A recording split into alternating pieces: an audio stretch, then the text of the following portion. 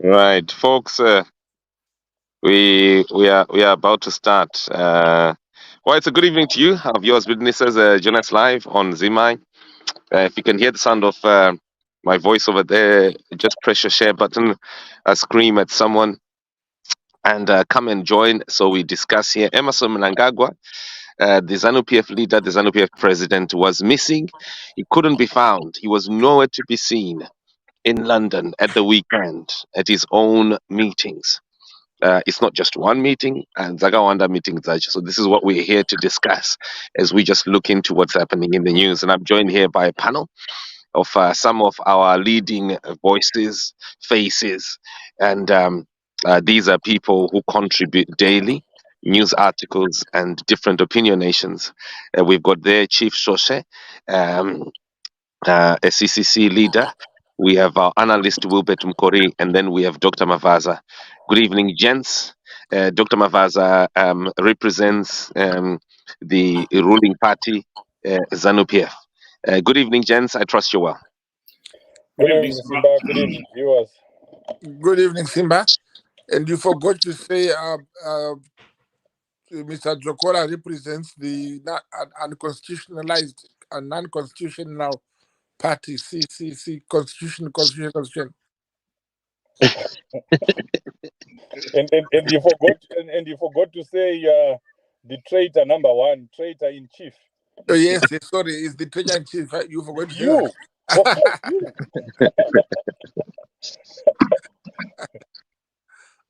So, gents, we are starting straight away here. Our viewers, readers, and listeners here, the ZANU PF president, who is Emerson Mnangagwa, was missing at his own meeting. Meeting Yabo Iwo. And it's not just one meeting, by the way. I see one meeting here. Zagawanda. Akawanda ma meeting avatsina kuatenda. My meeting that people literally went to, and they couldn't find him. Kumushaya kuti ko vari kupiko mutungamiri weZANU PF. So maybe we're going to start straight away here by could we start with Dr. Mavaza, because he's the man here who was there, and he's accused of being one of the organizers, or if not the organizer. I saw some people there telling me. Some people even asked me, "Vakanditi Simba inda unovunza Mavaza," because he is the one who was organizing the function. So if I blame you for being the organizer, Dr. Mavaza, please understand that is what people recognize you for on that day. It's not just a day, by the way. I think it's 2 or 3 days, isn't it? Yes, Simba. To start with, I need Zimbabwe. Yes, sir. You can hear me? We can hear you. It was screeching a little bit. Oh, It was screeching a little bit, sir. Yes. I need Zimbabwe to understand one point. The president of Zimbabwe and the president of ZANU PF was invited to come to the United Kingdom to attend the coronation of His Majesty King Charles III and Her Majesty Queen Camilla. And the core purpose of his travel was the coronation. But you will not understand this. The moment the president set his foot out of the plane, he was surprised and overwhelmed by a number of dignitaries who wanted to meet him beyond the itinerary. The first man to run to him, who couldn't sleep the whole year praying to meet the president, was none other than the former Prime Minister of England, Tony Blair. He went to see the president, and we had so many people who rushed to see the president. So the president was so overwhelmed, but he looked, in his wisdom, he looked at every dignitary, every person who was clamoring to see him, and he realized that this is a chance for the re-engagement, because his call to duty is re-engage and re-engage. Re-engagement simply means we were no longer engaged with these people. And then the president had to set his foot in England and had to put his eyes in the corners we were not before. And that was being done for the benefit of Zimbabwe and the benefit of you and me. So when then the president was invited by the diaspora to come and address the diaspora at the Zimbabwean High Commission at the embassy, I want to correct this point, Simba. That was not organized by me or by ZANU-PF per se. It was organized by the embassy. And then ZANU-PF, we were to get involved because that was our president coming. And the Zimbabwe was involved too because it was their president coming. Unfortunately, we had some few traitors like Mukori here and Zokora who could not attend the president's presence. But unfortunately, when the president was about to come to address his followers, his faithfuls, his people, the Zimbabweans, he was then asked to attend another important engagement, which was going to set Zimbabwe on course for re-engagement and on course for development. There were several business people, business ministers who wanted to meet the president so that they would come and find how to invest in Zimbabwe. The president weighed the two and saw that it was important to be engaged with these people who would come back home with bags full of money and invest in our country so that our people can be advantaged. Our people can, our economy can be developed, can be raised from where it was. So the non-attendance of the president to the two presumed meetings, it was nothing. The people were not disappointed. They understood that the president, people got crazy, ministers got crazy, kings and presidents got crazy by just seeing the president of Zimbabwe, and everybody was clamoring to meet him. So in that, the itinerary became so busy, and the president could not miss the chance to represent the country. He is our chief diplomat. And when a chance came to represent his country, because he's our servant, he's the country's servant, he was there. He could be answered. He did not go out to ask for sanctions or anything. He asked for investment. And I can assure you, keep your eyes open. You'll be seeing many people from England and other countries coming to Zimbabwe because Zimbabwe is open for business. Oh, Dr. Mafaza, so you're saying here that he was missing because he was too busy. I think that is your summary there. No, that's a wrong summary. I am saying he was not missing. He was present in his absence. Okay, present in his absence. Okay, right. Thank you very much, Wilbert. Let's get your 2 minutes, please. Thank you, Simba. Well, I think in this particular case, everybody knew that he was coming for the coronation, and these other meetings were arranged by Mawaza and everybody else. But I think in this particular case, what most people find strange is that somebody is trying to make a mountain out of a molehill in terms of this re-engagement. The re-engagement, we all know that is a lead balloon that never took off. The re-engagement for Zimbabwe, one of the things that they were been trying to do is to be readmitted into the Commonwealth. And the Secretary General of the Commonwealth did meet the president, and she sent a clear message, a tweet afterwards that she met him and reminded him Zimbabwe will not be readmitted unless they hold free and fair, credible elections. So that re-engagement, everybody knows that was, if he had thought she was going to tell him that yes, you'll be receiving your invitation, forget it. That is not going to happen. And in fact, to underline that point, when there was a group photo of mostly the Commonwealth heads of state and government, Mnangagwa was not there because he's not a member of the Commonwealth. And in this particular case, he could not pretend that he is. So the re-engagement, if we are talking of re-engagement, we can forget it. He was invited for the coronation. It had nothing to do with the re-engagement. As for people like Tony Blair being excited to see Mnangagwa, I don't know about that, but I doubt it very much. I don't know why the former Prime Minister of the UK will be over the moon to meet Mnangagwa. What for? He maybe was delegated to be one of the officials to meet some of the heads of state, and he was just doing his duty. So to try to give this extra spin on everything, I think most people are finding it ridiculous. And this issue of that will see investors carrying bags of money, I think that rings a bell to most people there. Is this bags of dirty money again? Because we have heard so much about dirty money going to Zimbabwe, and gold being smuggled out of the country. So if these businesses are coming in with bags of money, why don't they use the banks? Why would they need to use bags of money with diplomats tape wrapped around it, so that nobody gets to open it?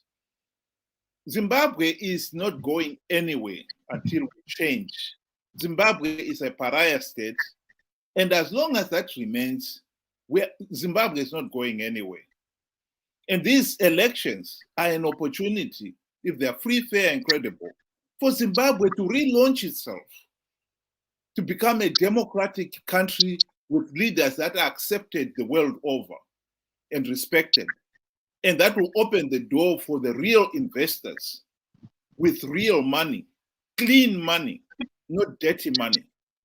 And I think that message should be emphasized right now.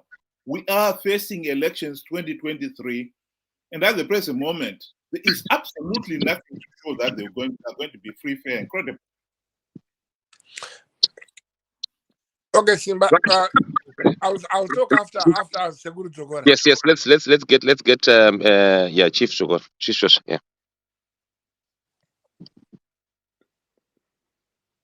Chief Jogora, please go ahead. Yeah, Simba, what a waste of money. What a waste of resources by Emmerson Mnangagwa and ZANU-PF. What a waste of our time and a waste of government's time. A whole president traveling, costing Zimbabwean taxpayers millions of dollars. You can begin to calculate the number of people that were carried in that private jet that stayed in hotels and the amount of expenses that are incurred whenever Emmerson Mnangagwa is traveling. And all that for nothing. When a head of state travels out of the country, you expect returns, not only in terms of money, but in terms of ideas, deals, or relations that are forged during that time. Unfortunately, all that is missing. If we're putting on a scale of 1:10, I would say this trip, achieved 3 out of 10, which means, it was a complete fail.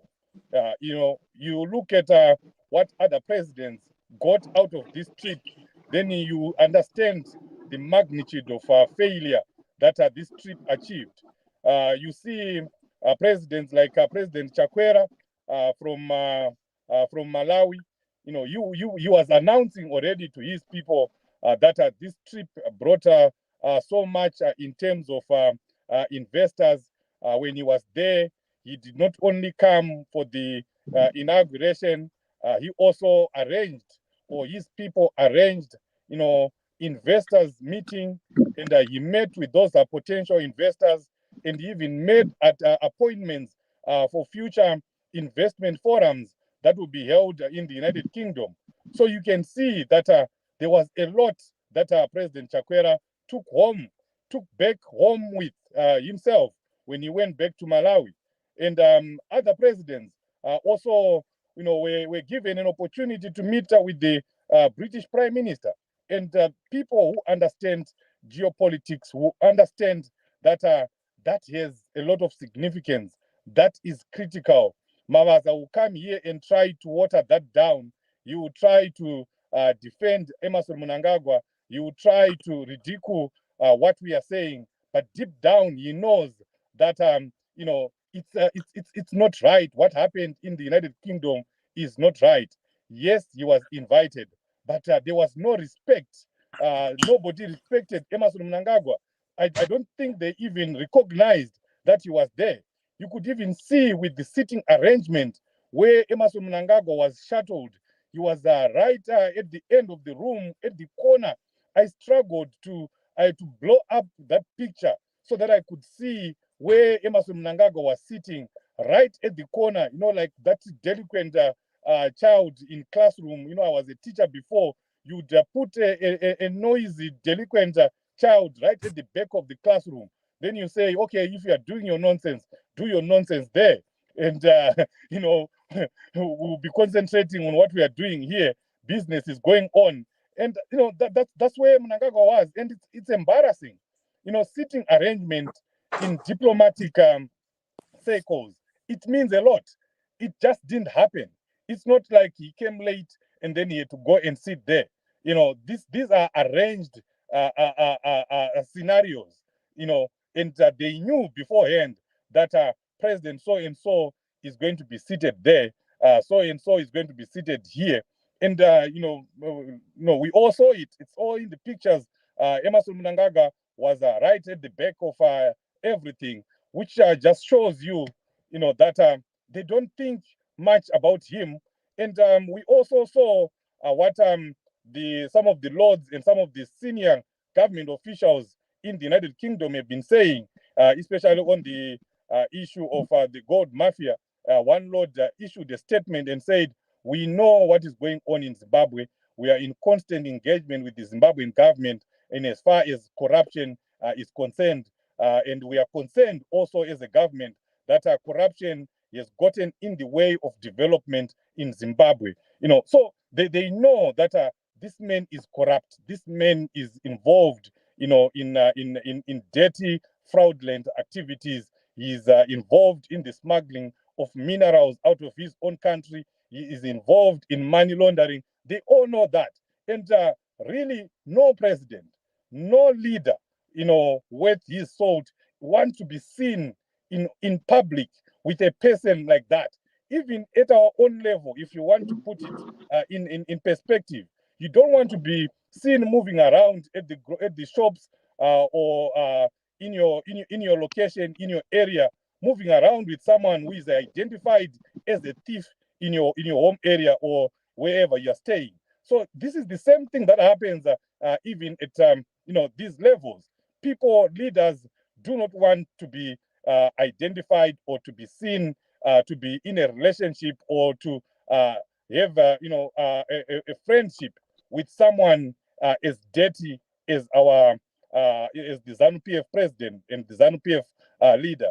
So it's very unfortunate, and it's good that we are talking about it so that people know that the trip to the United Kingdom by the Zimbabwean president did not yield anything. If at all, if there is anything that it showed us, it just showed us that Emerson Mnangagwa and ZANU-PF's re-engagement policy has not worked, and it's not going to work. And it was out there. Yes, he was invited. Nick Mangwana and ZANU-PF officials, including Mavaza, they went to the moon and came back about it. That he was invited, and they celebrate. On the other hand, they'll be going around saying the British have imposed sanctions on us. Therefore, they are our enemies. But when they are invited by the same people that they call or that they want Zimbabweans to believe are their enemies, they celebrate, as if they've been given $10 million. They celebrate just for being invited, and they go there. And then you also analyze, you look deeper, and you say, if it is really true that Zimbabwe is under sanctions, why is it that they are being invited to these important meetings? So at the end I of the think day, Simba you give also us time to respond. you conclude to say that ZANU-PF is just using sanctions as a smoke screen. But what has actually killed our country, what has brought Zimbabwe to its knees, it is the massive looting and the massive corruption and the massive maladministration by Emerson Mnangagwa and his folks. I know Mavaza is coming in to defend. There is nothing that Mr. Moderator, please. He is paid. He is paid to do that. If you can prepare to land, Chief, yeah. Yes, he is paid to do that. So those that are listening, don't mind Mavaza. He's the number one political liar. He's also paid to lie.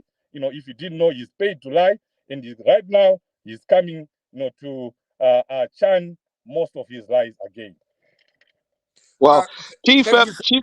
Chief, before we we get to you, I just want to respond.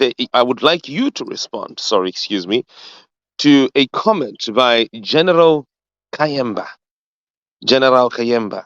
He says, "Yeah, this is embarrassing, Chief. You are embarrassing. You think you're the only one who was witnessing events, boss? Mnangagwa met a lot of respected diplomats and business people. Why kungonyepa nekuruisa chokwadi nai Chief Puanero? You will not get anywhere with such activists." Might want to comment here. Yeah, Simba. That's a wonderful comment. People like him and Mavaza are paid assassins. They are paid to do the dirty work. They are propagandists. They have to do what they are doing. But the majority of Zimbabweans, they understand what I'm seeing, what I'm saying, because they saw what I saw, and we all saw what was happening. Even if you go to the sitting arrangements, if you go to the people, the level of people that Emerson Mnangagwa engaged it with, lower level officials, whereas other leaders from other countries, African countries for that matter, were meeting higher ranking officials. And in diplomatic circles, Simba, that counts for a lot. If I come to the United Kingdom, I'll see a lower level official because of who I am, But if President Chamisa today comes into the United Kingdom, he is assigned to higher level people, And if you also look at the meetings that they are talking about, even the public meetings themselves, let's not talk about the British, let's talk about Zimbabweans. If it was President Chamisa who was in the United Kingdom, I'm telling you, it would have been the whole stadium full of people. He could not go to Luton because, as we said before, Zimbabweans didn't want to meet with Emerson Mnangagwa. And he also wanted now to meet Zimbabweans at the Zimbabwean embassy. And he realized that most Zimbabweans were not going to show up. Only the people from the embassy officials, and the people that they had ferried with them from Zimbabwe, and a few opportunists Come on, Simba, give us a chance to respond. From the United Kingdom attended that meeting that he also failed to show up on. So isn't that embarrassing? He failed to show up on his own meetings that his own people like Mawaza, had arranged. What kind of a person does that? Okay, thank you, Simba. Thank you. You see, when a drum beats a lot and makes a lot of sound, it means it is empty inside. I excuse Chief Soshe here because he does not understand what he's saying. To start with, Chief Soshe, the president met a lot of dignitaries, a lot of them. And he was not only meeting them for the sake of meeting them, he was meeting them for a business talk, because Zimbabwe is open for business. And I want you to understand one thing. Zimbabwe is a friend to all and an enemy to none. So the president met several dignitaries from several countries. And with each dignitary he met, he left a mark. where they wanted to meet him again, not just to see him, but to discuss more business in Zimbabwe. Zimbabwe benefited from this engagement and from this trip. And remember, when the president left Zimbabwe coming to the United Kingdom, his idea, the aim of the purpose of this meeting was not to meet Zimbabweans, but to meet people who will come to Zimbabwe and invest. We always meet our Zimbabweans in our own way. Zimbabweans just wanted to say hi and greet their president. It was important, yes, to meet the president, but he was then engaged and he weighed, as I have said. He looked at the two meetings, a meeting to meet the Zimbabweans who are in the embassy, or a meeting to see people who are clamoring to go and make Zimbabwe function more than it is now. So, in other words, what the president did is actually expected, and we must applaud him for making a decision. A decision, it shows that we have got a president who can think on his feet. He was standing up on his way to the embassy, and then he was called to a very important meeting, which he turned to. And again, I wanted to correct Wilbert. Wilbert, you must understand, the president was not coming here to become a member of the Commonwealth. He was coming to the coronation. So when the heads of Commonwealth states could meet, he was not part of them. So he took that opportunity to meet other heads and other secretaries who are so powerful. In case you don't know, if you want to deal in business, you deal with those who are in business, not their leaders. So he dealt with business people, he dealt with business ministries of finance and economy. He talked with consultants on economic recovery of Zimbabwe. And he actually voiced his voice that sanctions must be removed. And you would see that it is actually an honor to have our president invited to the coronation of King Charles III. And remember again, which a point you are not understanding here, being invited is not only a way of inviting a man just to see him. It is a recognition and an acknowledgement to say, we agree with you. We agree with the way you are doing your things in Zimbabwe. And we agree with the laws in Zimbabwe, which are being applied in Zimbabwe. So this noise about Job Scala, about human rights, it's something I've never heard. Job Scala is in court, not only in prison for no case. He's being tried and he's being kept in prison. And therefore, Triple C must be thankful to President Mnangagwa and the prisons for giving Job Scala accommodation and free transport to court until his case is finalized. They must be grateful, not to say whatever they're saying now. But however, the major important issue here is you are missing the point. The president did not come to meet the Zimbabweans. The core purpose of his visit was coronation. Did he attend the coronation? Yes. Then you put a tick. While you attended the coronation, what else did he do? He met several business people, several dignitaries, several high-ranking officials of different countries. And that was done for the purpose of raising the profile of Zimbabwe. It is a pity that we have people like Chief Soswe here, who sits here, comes into this forum, and starts praising a president of Malawi and not his own president. Shame on you. He sees only what the Malawians and Zambians have done. He does not see what his own president has done. Why? He is blind to development. And the people who are blind to development, like Mukori and Chief Soswe here, you are ashamed to your own country. You should really grow up, because you must look at the positive side. Why was the president in the UK? What has he brought back home with him? And again, it is not correct and true to say he had an aeroplane full of people. He had the smallest delegation he brought to the coronation, not more than 15 people. And of those 15, just few were security members, the Minister of Foreign Affairs, Minister of Finance, and the Attorney General and the Secretary for Justice. They came on their own plane on a different mission, which only coincided with the coronation.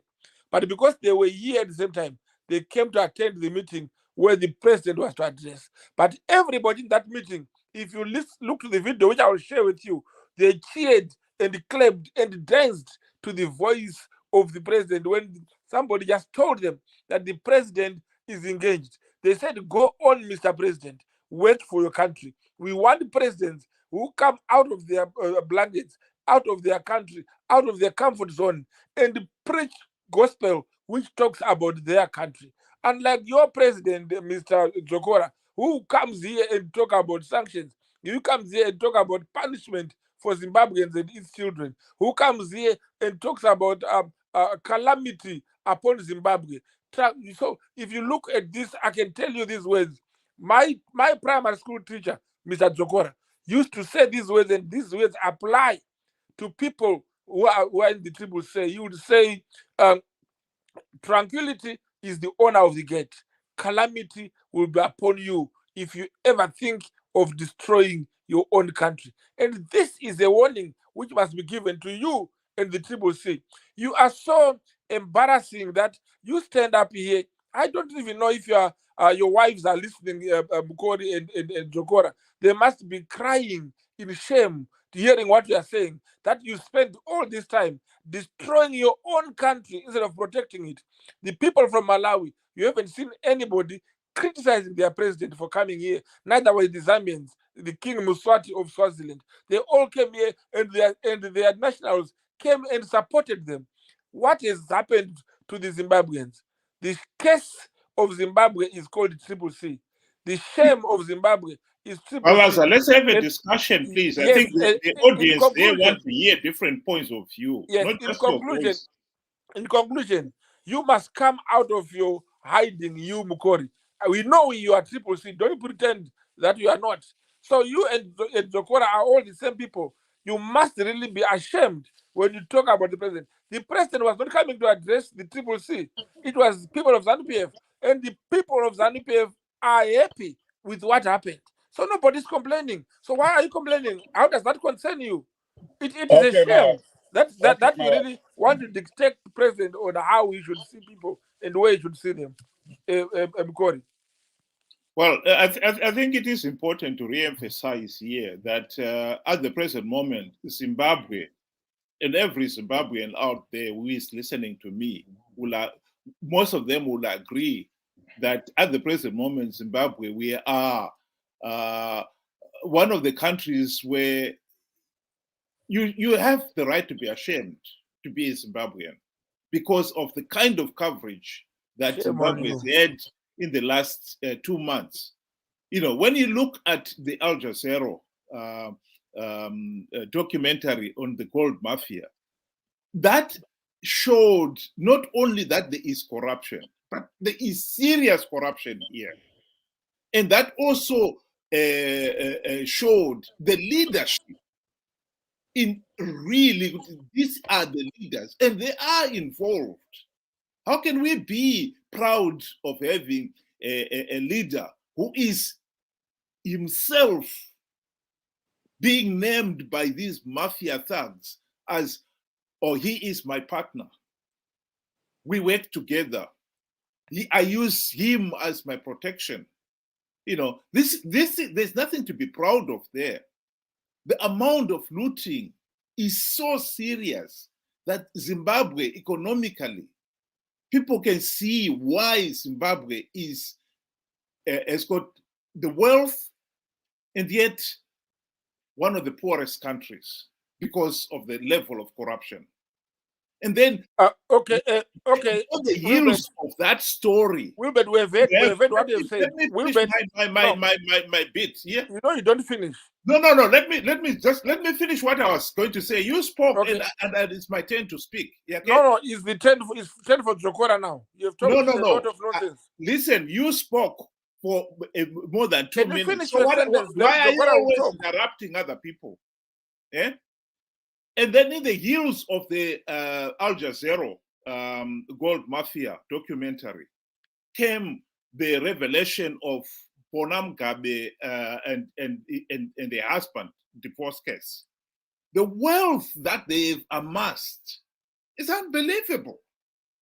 You know, here is a country where some people, millions of people in the rural areas are still eking a living from arid land. The resettlement was meant for the landless peasants. And yet the ruling elite have seized those farms and allocated to themselves. Initially, it was to resettle the landless. And then we're told, no, it's going to be one man, one farm. And now it turns out that just one individual and her husband have 21 farms. I apologize, folks. My device crashed there, but I'm back. So this is the but reality. There is back. nothing This guy's to not be keeping quiet, proud and then he's in being a mess. Zimbabwean when you can see the level of corruption in Zimbabwe. This is what we should be looking at. This and is not the debate. Keep on pretending that we've got to praise Mnangagwa for everything. Can you give a chance to others? They are talking too much. When we know that there is serious corruption, now serious mismanagement, and there's going to be vote rigging, making us a pariah state. Can you please grow up and listen? You cannot be lying like that.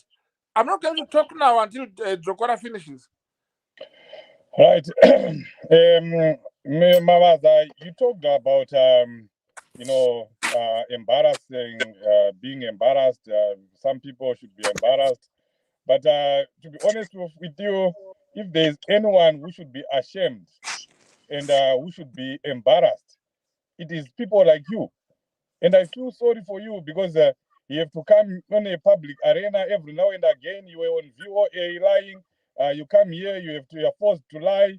You go on another platform again. You have to defend the indefendable. You have to defend something that can be defended. And it's a pity that even educated Zimbabweans like you come and defend something that you know is wrong. You know that's what really make me mad. That you know that President Emerson Mnangagwa and his family are involved, in amassing wealth, for their own good, not for the good of the nation. They are amassing so much wealth. They've become so rich. Emerson Mnangagwa, is now one of the richest men in Africa. He is not a multi-millionaire. He is a multi-billionaire. And you know what is happening. You know he's involved in the gold smuggling. You may try to come here and deny it, but you know that is what is happening. And you know, not only Emerson Mnangagwa, that even people like Obed Mpov and many other ZANU-PF towers, they are involved in gold smuggling and in smuggling most of our minerals in and outside Zimbabwe. Okay, it's my turn to respond to you now. No, let me finish. You know all that, and you still come and defend. We need to grow up as Zimbabweans. We need to get to that situation where we say when something is wrong, it is wrong. It doesn't matter it has been done by Triple C. If I am there, I should condemn that for the wrong that it is. And we want to see the same thing happening even in ZANU-PF, that you see that this is wrong. Our country is going down because of looting. Our country is suffering. Our country is on its knees. People in Zimbabwe, are suffering because these people are stealing. We all come together in Zimbabwe and condemn that. We get into parliament and we condemn stealing, we condemn looting, we condemn corruption. You must do better than that. As people of Zimbabwe. But you don't do that. You come here and defend something that you know that it is wrong. You also know that this trip was badly organized, including by you. You should be taking responsibility for the failure of this trip. You did not do Mnangagwa any favor. You can come here and pretend all you want, but this was a waste of time. It was a trip that wasted Zimbabwean taxpayers' money for nothing. We have nothing to show for it as a country in terms of investment. Because we've heard you. Yes, come to the United Kingdom. Let me finish. Do you want me to comment, or you want to speak on your own? Maybe let's have him respond. Yes, thank you so much. Let me respond. Firstly, let me respond to you, Mr. Jogora. The person who must be ashamed here, it's you and your party. You have demonized Zimbabwe. You have demonized the country, the only country you can call yours. You are so happy in the comfort of America there, where you are being paid for selling out your own country. Shame on you. And shame on you, Mukori. We are here talking about whether the president missed the meeting for any reason or it was malicious. And the answer is very clear. The president was engaged. He had some things to do. And again, the meeting he missed was not a meeting for Triple C. It was a meeting organized by the diaspora to meet their president. And you were invited, Mukori, but you were not there. It was only Simbachkanza who was there. And again, Jokora, you were not even there. What were you doing? You were busy cleaning. You were busy cleaning the shoes of your masters there. And even your president from America did not come. I think that's where you were. But now, the point we have is we had a president who came to the coronation. When he was there, he did not spend his time eating and dining. He actually started discussing, channeling ways for Zimbabwe to progress. The man who came here with his people at heart, the man whose heart was bleeding with the suffering of his people, and he came here to make sure the suffering is finished when we flood Zimbabwe with investments. And again, I am surprised by the little thinking Mukori has. Mukori, I know you've said a lot of nothing, but listen carefully. When we say bags of money are coming to Zimbabwe, we are not talking about the money coming in a bag. We have got a process, which is so they can do wiring, bank transfer. We have got banks to use. But when we say loads of money, we are simply saying a lot of money. It is surprising that you hold on the name bag and go on to the useless Al Jazeera documentary, which did not prove anything. I have asked you a question, which you should answer. Did you see any money coming out of Zimbabwe or into Zimbabwe? No. What did you see? You only saw people who were names dropping, only dropping the name of His Excellency, the President of Zimbabwe. Any fool can simply say, I know the President, even if he doesn't. Any fool can say he has been sent by the President. But unless he proves it, you cannot take what he says to be a fact or to be a reality. So I am surprised that a person who is wise like you, Jokora, and a man who is a bit clever in his foolishness like you, Wilbert, will sit here and start believing a documentary which has no proof, which has not proved anything, which was only relying on gossip and the rumor.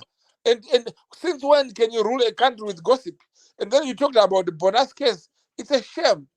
Bonak, if you look at what this guy is requesting, all those 21 farms or whatever you think, they are not for Bona.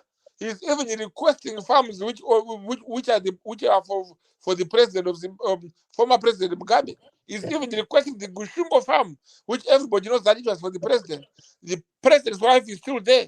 The law does not share that farm or the property of the president and give it to a son-in-law in a divorce case. You can see how shameful Simbarashe is doing. He is a coward and is quite a useless man. He's using the farms he's calling. Some of them are even lies. You have seen companies coming up saying these are our properties. Why are you mentioning them in your divorce? You can see a lot of curators coming up and say some of the farms, about 11 of them, they were never farms of Bona or Mugabe or Simba, or Simbachkore. They were all for those companies, and they are not theirs. And again, because of that, they were asking Simba and Bona to retract, to remove the names of those farms from their list of properties, which you can then tell that clearly, in conclusion, that you are now running around saying a lot of nonsense about what Bona has over a lie of a bitterly dejected, rejected man called Simbachkore. Again, I will tell you again that it's a shame for a Mkwasha to be crying for Tezwara's property because there's a divorce. But the major issue here is Zimbabweans should actually be ashamed of people like you who are ashamed to be Zimbabweans. How can you be ashamed to be what you were born? You are Zimbabwean by birth, Mr. Man. And that country, a lot of blood was spilled for each to be there. And then only to have two people like you with big stomachs sitting up there and telling us that you are ashamed of being All right, Zimbabwean. Mawaza. You must be grateful and you must thank the president of Zimbabwe. And you must applaud him for the good work he did when he came to the United Kingdom. And I can tell you in conclusion, I'm finishing now, Mr. Jokora, that And you see it, we leave you to talk. But when I'm yes, talking, you now I'm come and talk finishing. over me. Now I'm finishing, Mr. Jokora. I am saying you and your Corey, you must vote for President Emerson Mnangagwa because you have seen what he's done. You have seen the development in Zimbabwe. You have seen the investment he's bringing in the country. Now we have got oil and gas, which has just been recently discovered 2, 3, 4 days ago. And we are going to manage that in a way that you had never seen in your life. And the best manager ever is Comrade Emerson Mnangagwa. And with him as the president, Zimbabwe is going to be like a first world country. We're going to go beyond the countries you see now. We will be living as better as other countries. And we will all be going back home smiling and happy and thanking God for the president he has given us, Emerson Mnangagwa. Right. Mawaza, I once again I feel sorry for you. You're trying, you're trying to sing for your money. You're trying to do what you're paid to do. And unlike you, some of us are not paid. I don't know where you're getting that Chief Joseph does this for anything. I We do know you this are paid. because I love my country. We can prove that you are paid. Please. You are the one who said I'm getting paid. So let me respond and also say what I need to say. Yeah, Mawaza, you should respect him when he's talking as well, because he respected you when you were talking. Yeah. And you are paid too. Mawaza, can you please shut up? Because we can't have a discussion when you come in like that. When you're talking, we're all quiet. You are all violent in your words, Mr. No. I just said shut up, which means Varamuro Moago. No, that is violent. People see you. Right. So violence is in your mouth. Let me make my submission and then you can come in. So I don't do what I do for any money like yourself. You are paid, you are deployed, you are a government employee. You are there on a mission. You are part of the system. You are paid to lie, you are paid to come here and defend Emerson Mnangagwa the way you are defending him. I'm not paid to do everyone whom you are seeing here, the activists, the CCC activists, all the people that you see doing what they are doing, those that go to protest, those that are on social media. Nobody is paid a cent. We do what we do because we love our country. We love Zimbabwe, and we are proud Zimbabweans. I am a proud Zimbabwean. What I'm not proud of is to be associated with someone who has destroyed Zimbabwe, someone who has impoverished Zimbabwe, someone who is responsible for the poverty that I see every day in Zimbabwe. People are suffering in Zimbabwe. Why would I want to be associated or identified with a person like that? And now you talked about. No, let's talk facts here. Finish. Mawaza, can you please? You talked about Emerson Mnangagwa missing meetings, and you minimize that. You are trying to water down a whole president meeting an appointment. You arrange a meeting with an official and you don't show up. What does that show? What kind of a person are you? What kind of a leader are you? Emerson Mnangagwa has missed 4 meetings with Zimbabweans. I wouldn't support a person like that. You were saying vote for Emerson Mnangagwa. Vote for a person who doesn't respect a Zimbabwean, who doesn't respect Zimbabweans. In 2021, in Glasgow, Emerson Mnangagwa and yourself, you organized that meeting. Zimbabweans gathered. Of course, you gave them whiskey, which was okay because they drank whiskey. Emerson Mnangagwa was supposed to show up. He did not show up. He did not even come. That's being disrespectful of citizens.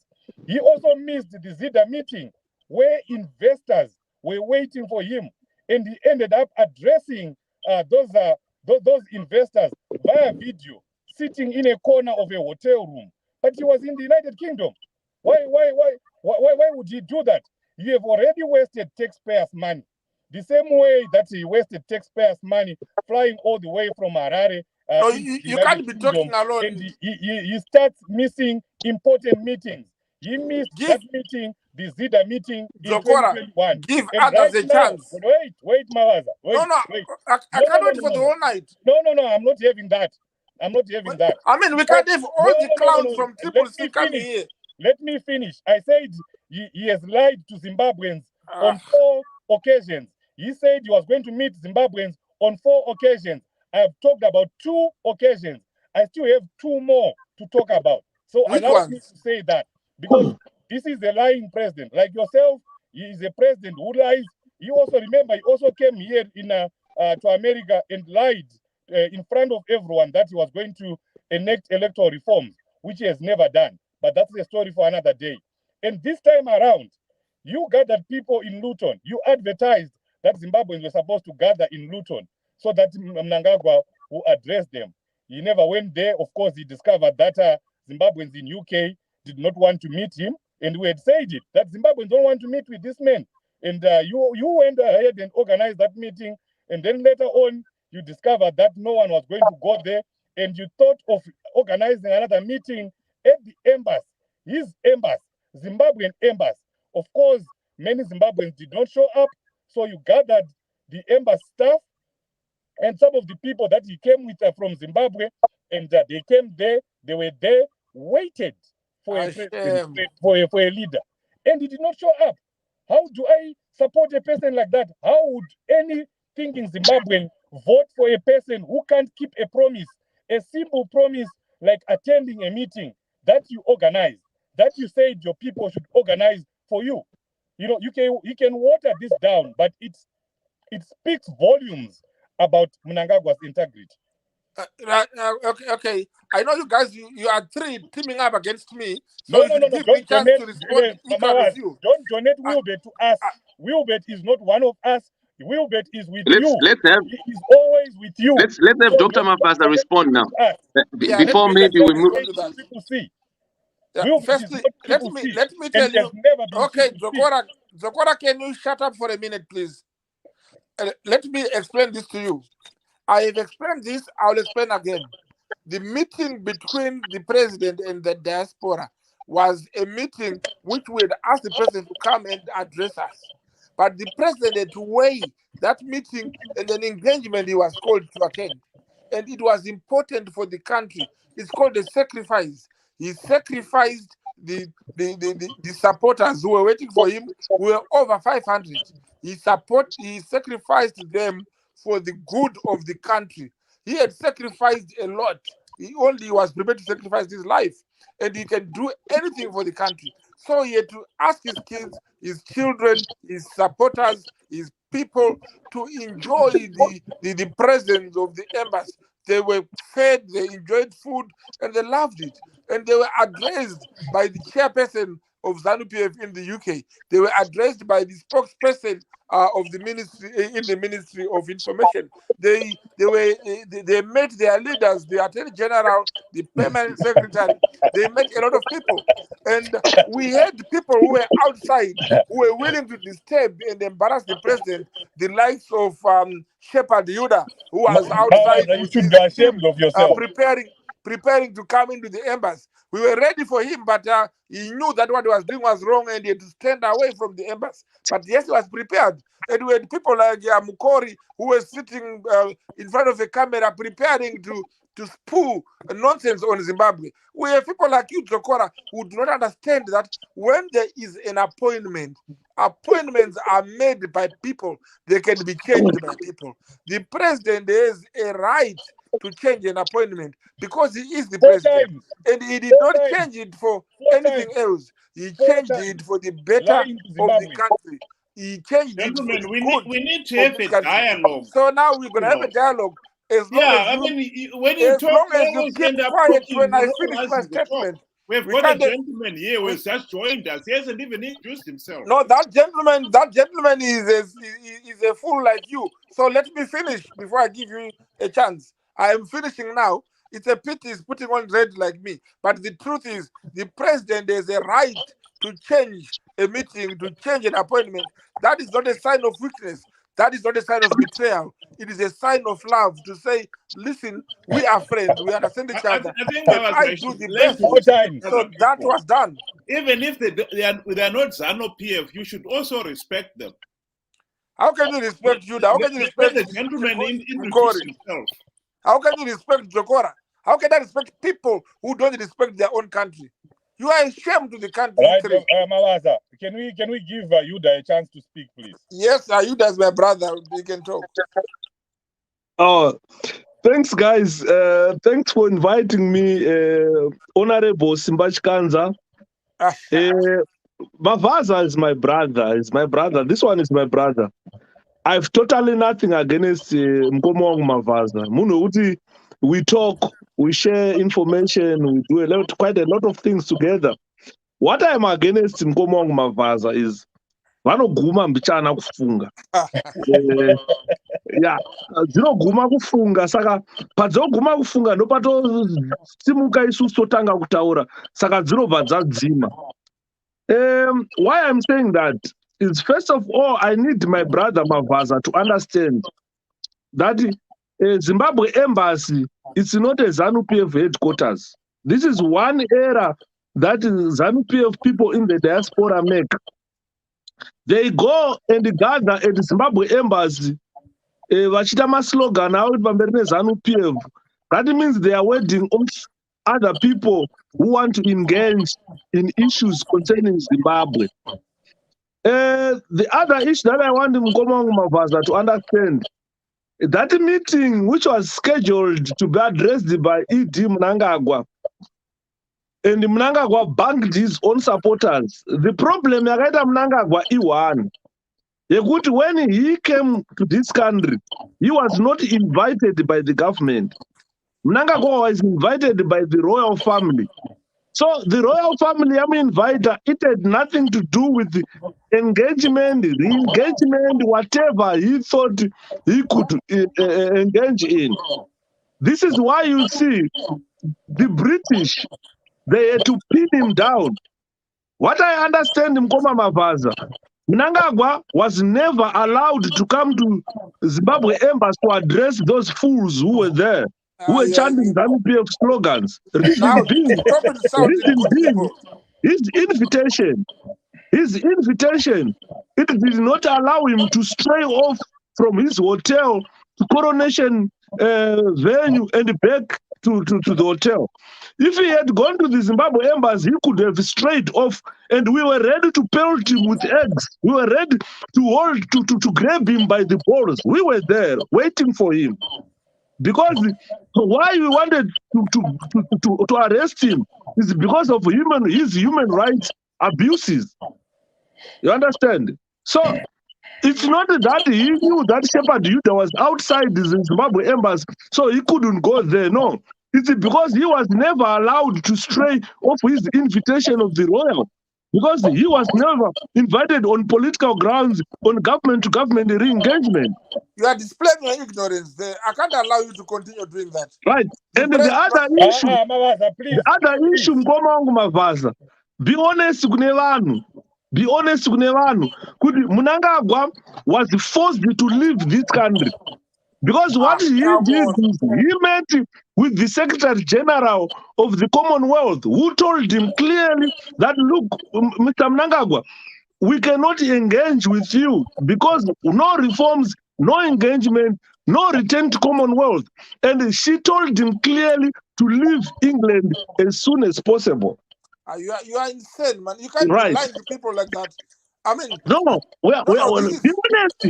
honest, Mnangagwa, the way he likes addressing people, the way he likes cutting the ribbon, there was no way Mnangagwa would go without addressing his people who were gathered at the Zimbabwe embassy. But he was under pressure to leave the country because the Commonwealth told him clearly, you are here on the royal invitation, not on government to government, not on Commonwealth business. So the coronation is done. Mr. Mnangagwa, no engagement, no re-engagement, no reforms, no Commonwealth return. And what we demand is immediately, you must leave this country. This is why they to take him to the airport without his consent, and he left the United Kingdom. Early in the morning, the following day, he was in Zimbabwe lying to the people that I was being re-engaged. Let him finish. What can he finish? The guy is a blessed liar. You can hear it from his mouth that the guy lies with confidence. You see, you can't. Yuda, let me finish. The first thing. Let me finish. The president. Let me finish. The president met several dignitaries. He was never let me finish. To come to the embassy. Mr. Mnangagwa, let me finish, my brother. Mr. Mnangagwa was so embarrassed to the extent even those people, they told him that you cannot attend the coronation with the Chikorobo Chako. It's not allowed. He was made to remove it. He was made to remove it. That scarf was not allowed in there. And he was told, we can't allow you to wear that scarf in there. It was removed. The next thing. Can I just say something here too? I think it is important that there are other people out there, ordinary Zimbabweans like myself, who are not affiliated to any political party. I'll be perfectly honest with you. Mnangagwa missed the meeting in the embassy. And if Mawaza's explanation is here at other business, that's fine. The most important thing here that most Zimbabweans are concerned about is that Zimbabwe holds free, fair, and credible elections.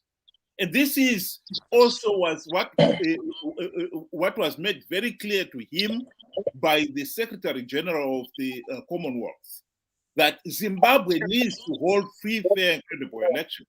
This is something that, personally, I am ashamed that Zimbabwe is now in its 43rd year after independence, and we are still failing to hold free, fair, and credible elections. And now, I have to respond to that. I should be ashamed to criticize my country. I am ashamed that we are failing to hold free, fair, and credible elections. That we are failing to allow our own people. Mawaza, listen. Guys, you are three of you. You are all saying nonsense. You cannot keep on interrupting when somebody has spoken for 1 minute. You can't keep on lying, and I'm here listening to this nonsense. Okay, you will have your chance to answer it. Okay, so. Please, but speak some sense, you know. This is not a ZBC channel where you can monopolize. This is shut up, Wilbert. Everyone here has got an equal right to be heard. Shut up, Wilbert. Don't come here when you're drunk. Listen, Mawaza, listen. You have got to accept other people have got the right to speak. Okay? So I'm telling you, finish. I am ashamed that Zimbabwe, 43 years after independence, is still failing to hold free, fair, and credible elections. Now, do you want me to respond? To be ashamed of. I'm also ashamed of the fact that Zimbabwe, millions of ordinary people are living in abject poverty. And yet the country has got so much wealth. Who is in poverty? There's so much looting. You know, and wastage of the country's resources. I'm ashamed of that, and I'm not going to say here and allow somebody tell me that I've got to be patriotic and support my president. My president, who I didn't vote for him. Millions of ordinary Zimbabweans, they didn't vote for him. 2018 elections were not free, fair, and credible. Come on, how can you say he is people's president? The elections were not fair and credible. Wilbert, that is a historic fact. Wilbert, this is why you are decent enough to give the chance. Was not allowed to enter into Let the me Commonwealth respond. Because it failed to hold free, fair, and credible elections. Let me respond to your nonsense. Wilbert, you must understand one thing. You Wilbert, Shepard, Yoda, Jokora, listen to this. ZANU-PF has been running elections for the past 43 years.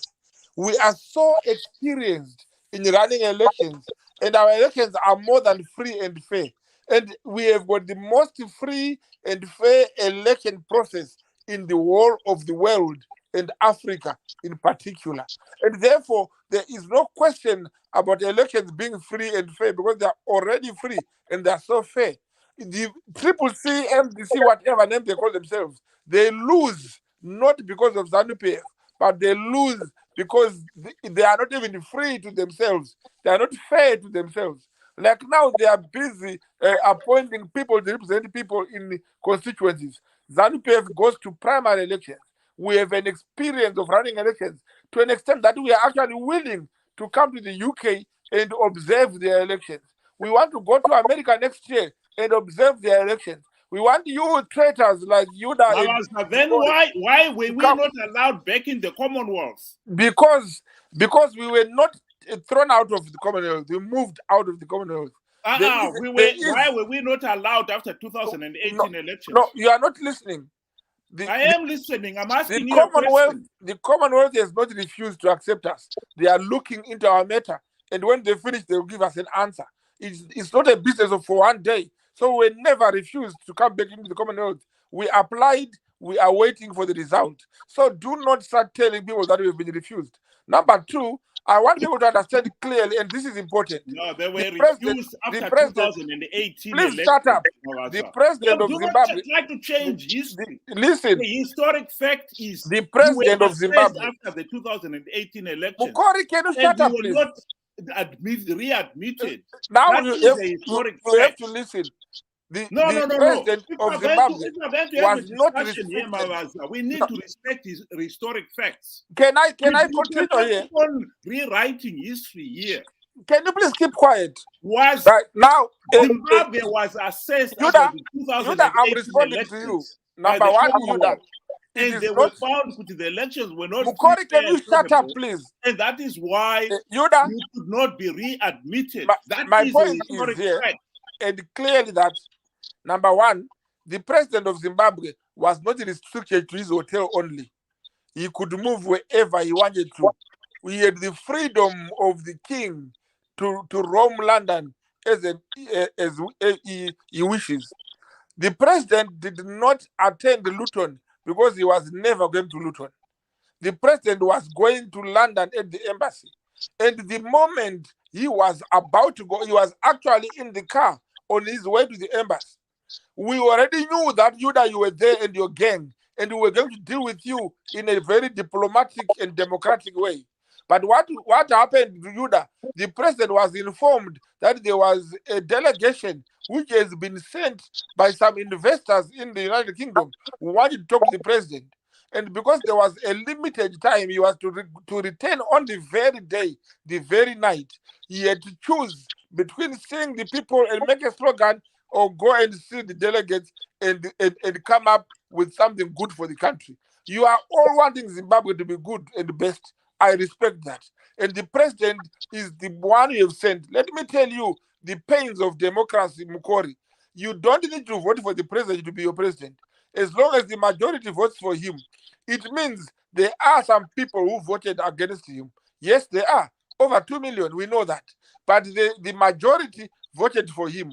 And we know again this year, the majority are voting for him. Whether you vote for him or not, he will become your president as long as he commands the majority votes. That's why you see Dokora crying here. He knows Triple C is far away from the rule of for Zimbabwe. They will never. Just don't rewrite history.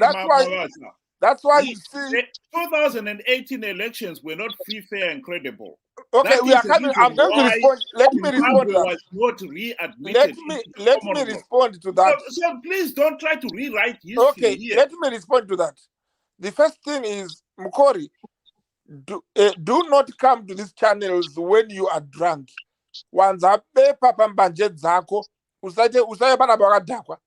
The second point is 2018, we did not apply to join the Commonwealth before elections. We applied after elections. When the president was elected and inaugurated, we then applied to join the Commonwealth. That application has not been responded to. We were told there are some few issues they are looking at. Yes, they've raised the human rights issues because they were lied to by Jokora and the Yuda here. They were lied to by the likes of you, Mukori, and some other stupid people. Yes, because they listen to those lies. They are looking into the lies. Now they've realized that you are liars. So they invited the president to the coronation. And I know you're angry because he came. And the president had the right to see whoever he wants to see. It's a shame to see big men like Yuda there, standing by the embassy corner, hiding in a corner, waiting to come and pound and just make a scene when the president comes. Shame on you. You was disappointed when he didn't come. This noise the Triple C are making, that why did he not address his own people? It's not because they loved the people. It's simply because they wanted to come noise and to find a platform to be seen. But let me tell you, the president did not give you that platform because there were very important things to be done, the important matters to be looked at. So our president had decided and chose the people of Zimbabwe and the good of the country. That's why he went to address the business people from England who had requested to meet him. And when he met him, I will tell you again now, very soon you'll hear, I will even tell you when it comes. I'll phone you when it comes. They've agreed to go to Zimbabwe and check on the prospects of developing our mining industry, developing the exploration of our gas. If you are not aware, Mr. Jokora, Zimbabwe is now oil and gas in Mzarabani. That has been confirmed last week. I can give you a proof to that. And because it has been confirmed, this noise you are making is because you know we are now getting richer and better, and no Zimbabwean will ever suffer. Let me tell you, no Zimbabwean will starve as long as Mnangagwa is the president. So if you don't vote for him, don't worry. We will still vote for him and he will still become our president. And Zimbabwe will be a better country than it is now. Mawaza. Yes, sir. What you are saying is nothing. It means nothing to the people of Zimbabwe. Whether we have oil or not, whether we have this or that, it doesn't matter to Zimbabweans because we know whether that oil is found, it's still going to be looted. The same way that they have looted diamonds, the same way they are looting gold, the same way they are looting all the minerals that we have in Zimbabwe, the same way that they are even parceling out land to the Chinese, to the Russians, to any bidder who comes up with a bag of money. So the discovery of oil, whether it's there or not, whether you're lying the same way that you always lie when we are going for elections, it doesn't make any difference to the people of Zimbabwe. They are tired of being lied to. They are tired of these empty promises.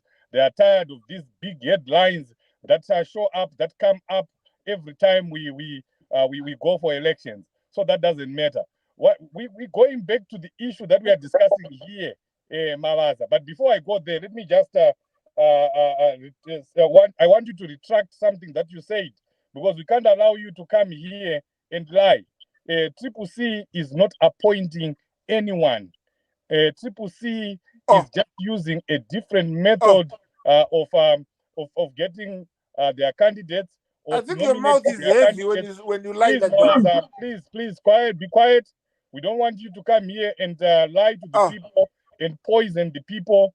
We are a new party. We have new ways of doing things, and we do them the way we do them. We don't do them ZANU-PF way. If you want to do primary elections, do primary elections. Zokora, can I allow you that to say please, something? Please.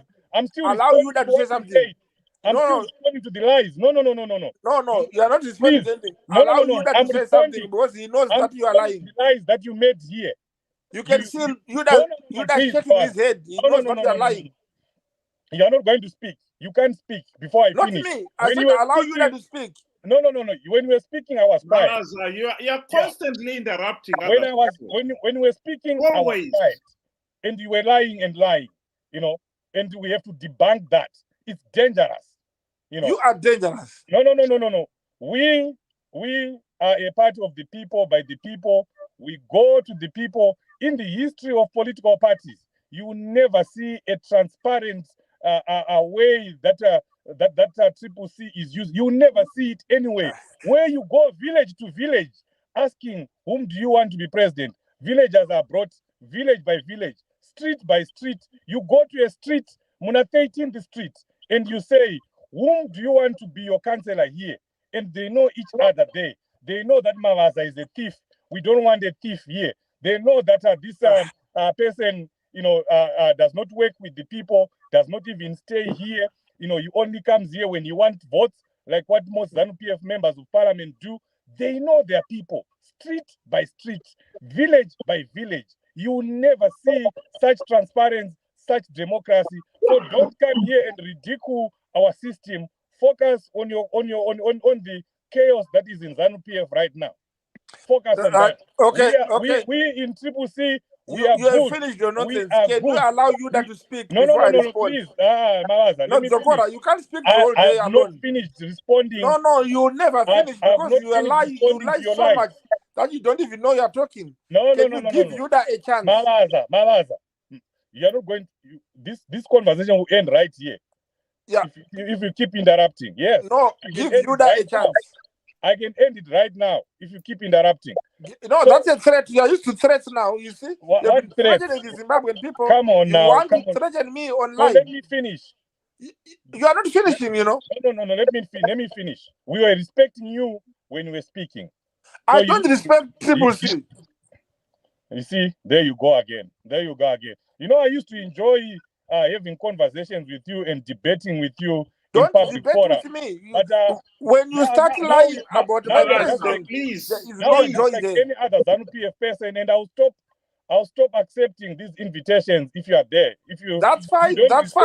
You can go and hide in your egg. If you don't no problem. But do not lie about my president. Like this. We can't have a conversation like this. And you want to talk alone. When you want us to have a conversation, make sure you're there, you're present, and you're controlling the discussions. This is nonsense, No, you're talking alone here. I simply said give you that a chance. No. To give, I haven't finished. You can't finish, you know that. So you talk too much, you know that. You just need to shut up. No, don't shut up. Just keep quiet and allow you. No. You're not doing that. You're not bullying me. This is you and ZANU-PF. You're used to bullying people. You're used to using intimidatory tactics. They don't work with me. For the sake of progress, 2 minutes. Can we finish and give you that a chance? Gentlemen, we have got members of the audience there who really want to hear what we've got to say. Yeah, and if you're going to start shouting over somebody, Mawaza, please. Yeah, he wasn't shouting at you when you were speaking. Right. He was shouting quietly. Just like his president, Mawaza, doesn't respect Zimbabweans. He's disrespectful of everyone. Look at the way he has been insulting people that are on this forum. That's the same way that Mnangagwa does. He doesn't respect Zimbabweans. He gathers the Zimbabweans and he doesn't show up.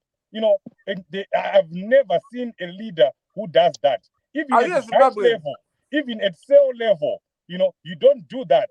You don't make people gather. You don't organize meetings that you can fulfill. You can miss one meeting. That's okay. People may forgive you. But if you miss 4 meetings, including investor meetings, when you have traveled all the way from Zimbabwe using taxpayers' money and you end up not attending important meetings, what kind of a leader are you? Why are you here anyway? Why was he rushing to go back to Zimbabwe to go and promulgate that law that he just signed today, that people should not talk about hospital equipment, should not talk about how much ambulances are costing? That's what he was rushing for. You are already here. You have already used our money. You better work for us. Having important meetings is part of the job of being a leader. Meeting people. And remember, Mawaza, when Mnangagwa is in UK, he is not there as a ZANU-PF leader. He is there as a Zimbabwean person, as a Zimbabwean leader. So when he's addressing Zimbabweans, he's not addressing ZANU-PF supporters. He's addressing Zimbabweans. So making Zimbabweans wait for you on 4 occasions, and you don't care about that, no apology is proffered, and you also come here, you're not even apologizing on behalf of your principal, you start ridiculing people, and those people in UK, I'm sure they've learned a lesson now. Next time when a ZANU-PF leader, especially Emmerson Mnangagwa, comes back to the United Kingdom, vazvipfidza akuendwe akuna chinenge chiriko. 1 anenge achitya vanhu, 2 anenge achitya mibvunzo inobva kuvanhu. He can't address people, and he can't address pertinent questions that Zimbabweans ask, because he knows that he doesn't have anything in terms of. I think we should give Yuda a chance now if you want us to continue. Saka vanhu vari ku-UK next time mukamuona Mnangagwa auya musaende, munongoita basa rekunyeperwa. 4 meetings Emerson Mnangagwa having you are repeating yourself. No Can leader you like just that. speak now, please? I'm repeating so that people understand that that's the kind of a leader that they have. He is not principled. He doesn't respect people. He doesn't respect Zimbabweans. Itaemba Joshua Maseguru. Yuda, you can go ahead. Can you comment here? Apa gatibotanga ndasaruta chief. Avakuru ava ndotanga ndavasaruta mbichana chief ndakupai nyembe dzenyu. Why ndikupa chief nyembe dzavo kechipiri kuvasaruta sageneral? Ndeyeke kuti 1 vataura like he was reading my mind. In Zimbabwe, if not the whole of SADC, or if not the whole of Africa and the world, President Nelson Chamisa is the only person at this juncture who has managed to implement what we call pure democracy, which Chief has just been explaining. I'm not going to repeat what Chief was saying, but to be honest with you, the problem with Mavaza and ZANU-PF, they think they are pioneers of politics, and they think each and every political party formed in Zimbabwe must operate like ZANU-PF. So we are a different political party as CCC. The way we do our politics is totally different from MDC, totally different from ZANU-PF. This is why I am saying I'm giving Chief his salute, because he has spoken about pure democracy, which you, Mavaza, have just said. That you guys, you are going to Maruzeva, muchinotsvaga vanhu vanomirira CCC. Vachamisa vakati, vanhu vari kumusha, tsvagai munhu wamunoda ini wamunoziva kuti ndiye representative yenyu. Uyai naye kwatiri, tobva taenda naye tomurejesta okumirirai. That means you are voting a person of your choice. CCC is operating different from ZANU-PF, where ZANU-PF appoint from the elite. We don't appoint from the elite. We appoint from the democratic position, or from a democratic arena, or from a democratic area. Let me salute Chief. Before I say what I want to tell the audience, I want to tell Mkomongu Mr. Mavaza. Right. Chief Vataura Foot Vakati. When Mnangagwa comes to this country, he is coming as a president of Zimbabwe.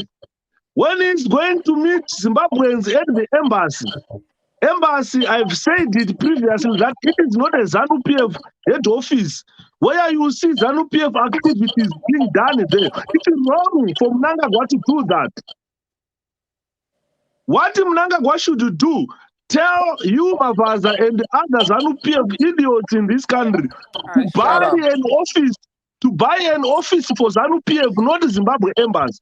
Zimbabwe Embassy is where diplomatic duties are performed. A Zimbabwe Embassy works on behalf of Zimbabwe government as a state, not as a ZANU-PF agent.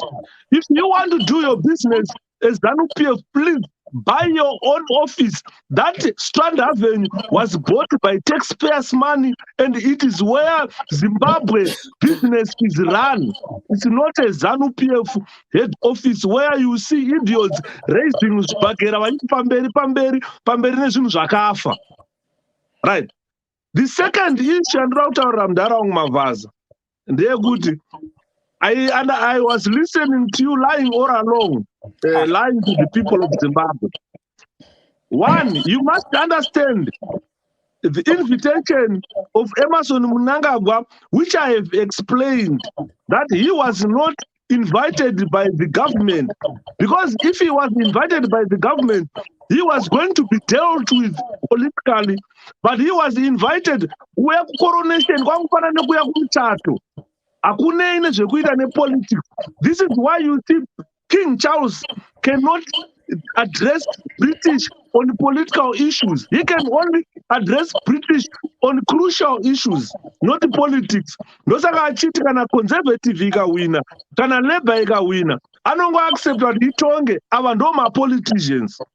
So Mnangagwa did not come here on political grounds, but he came here kuzowitness mchato, kuzowitness a coronation ya prince or ya king Charles. Isina ine chekuita nepolitics munyika muno.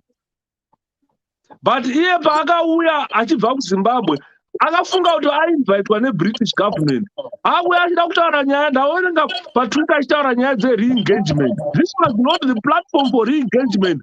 This is why the British had to chuck him out of this country with immediate effect after the coronation with iwe. Chibuda muno hauna nyaya. Hauna nyaya. No, we can't allow you to be lying like that. Right. No, Mira don't lie. ikantaure mudhara mamutaura ndakanyarara wani But mbomira itaure mira itaure nai Mnangagwa akaita kumhanyiswa because changa akamirira kuti Patricia Scotland auye vataure nyaya dze-re-engagement ne-readmission into Commonwealth. The woman was called akangosvika akamutaurira akati no, we cannot discuss anything about Zimbabwe because this is not the platform. If you want the platform to discuss Zimbabwe, it's for the other day. Today is coronation. One, let me be clear to you. If there are no reforms in Zimbabwe, then there's no return to Commonwealth. He was clearly told Mnangagwa. This is why you see Bakashka with Zimbabwe, he had nothing to address to the people of Zimbabwe. Ana chakaenda akabata chekuratidza vana veZimbabwe ndabva kuEngland. Right. Let me Ndochiuya respond. panyaya yamataura mukoma wangu Mabvaza yekuti Zimbabwe inoita ma-free and fair elections. It's very unfortunate kuti maybe you have lost touch with the Zimbabwe politics. You seem to have lost touch with the Zimbabwe politics. Mukoma wangu Mabvaza, hakuna chinhu chinonzi free and fair elections that has ever been held by ZANU-PF in our country. First of all, ngatitaurei recently Triple C yaitikaunganidza vanhu kuti chamisa auya address kwaiuya vanhu vane mamachets so veZANU-PF vachitema kudimbura misoro yevanhu vakazvimirira vasine nechekuita nezano. First of all, that environment does not create a free and fair election. Ndopamuri kunzi imimi endai munoita ma-reforms. Why allowing machete wielding idiots to go and kill people? Can I ask everybody to mute your mics, please? Because I think there's feedback while he is speaking. If you mute your mic, then maybe we'll cut out the feedback. All right. Can I continue now? Right. Yeah. Mr. Mabvaza, ma-reforms ari kutaurwa nezvawo mudhara. Ndingotaura part of them. I'm not talking of all reforms because ZANU-PF iri kunyora, iri kutaura kuti we cannot reform ourselves out of power. First of all, vari kunzi musaita violence vanhu vezanu. Triple C yaungana pano paGokwe, President Chamisa varida kuya kuzoadheresa ma-supporters ake. Mudhan'uve anotuma ma-idiots nema-machets vachisvika vachitema vana Mboneni vachiuraya. Chafira mwana wevanhu chii? Kungonomira kuteerera kuti Chamisa ari kuti chii?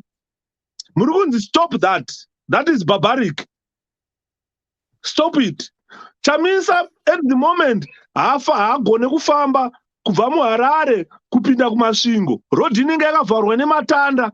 And the mistake inoita ZANU-PF people, we are in a digital era. Vanhu vari kutora ma-videos, ma-photos vari kutora, muri kuaona imi.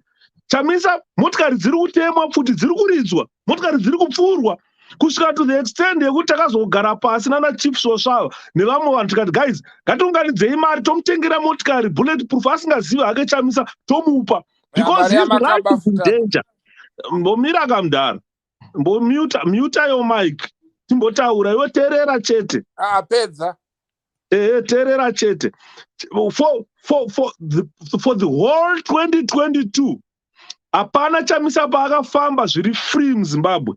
Akaenda kunyanga motikari dzikapfurwa, mamotikari dzikatemwa, vanhu vakatemwa vakakuvadzwa, akaenda muGweko vanhu vakatemwa vakaurawa. That does not create a free and fair election. So far the election is disputed already before we started the election process. It's already disputed because of that violence. Tabva ipapo, we have got a uniformed force or a police force that is a wing of ZANU-PF.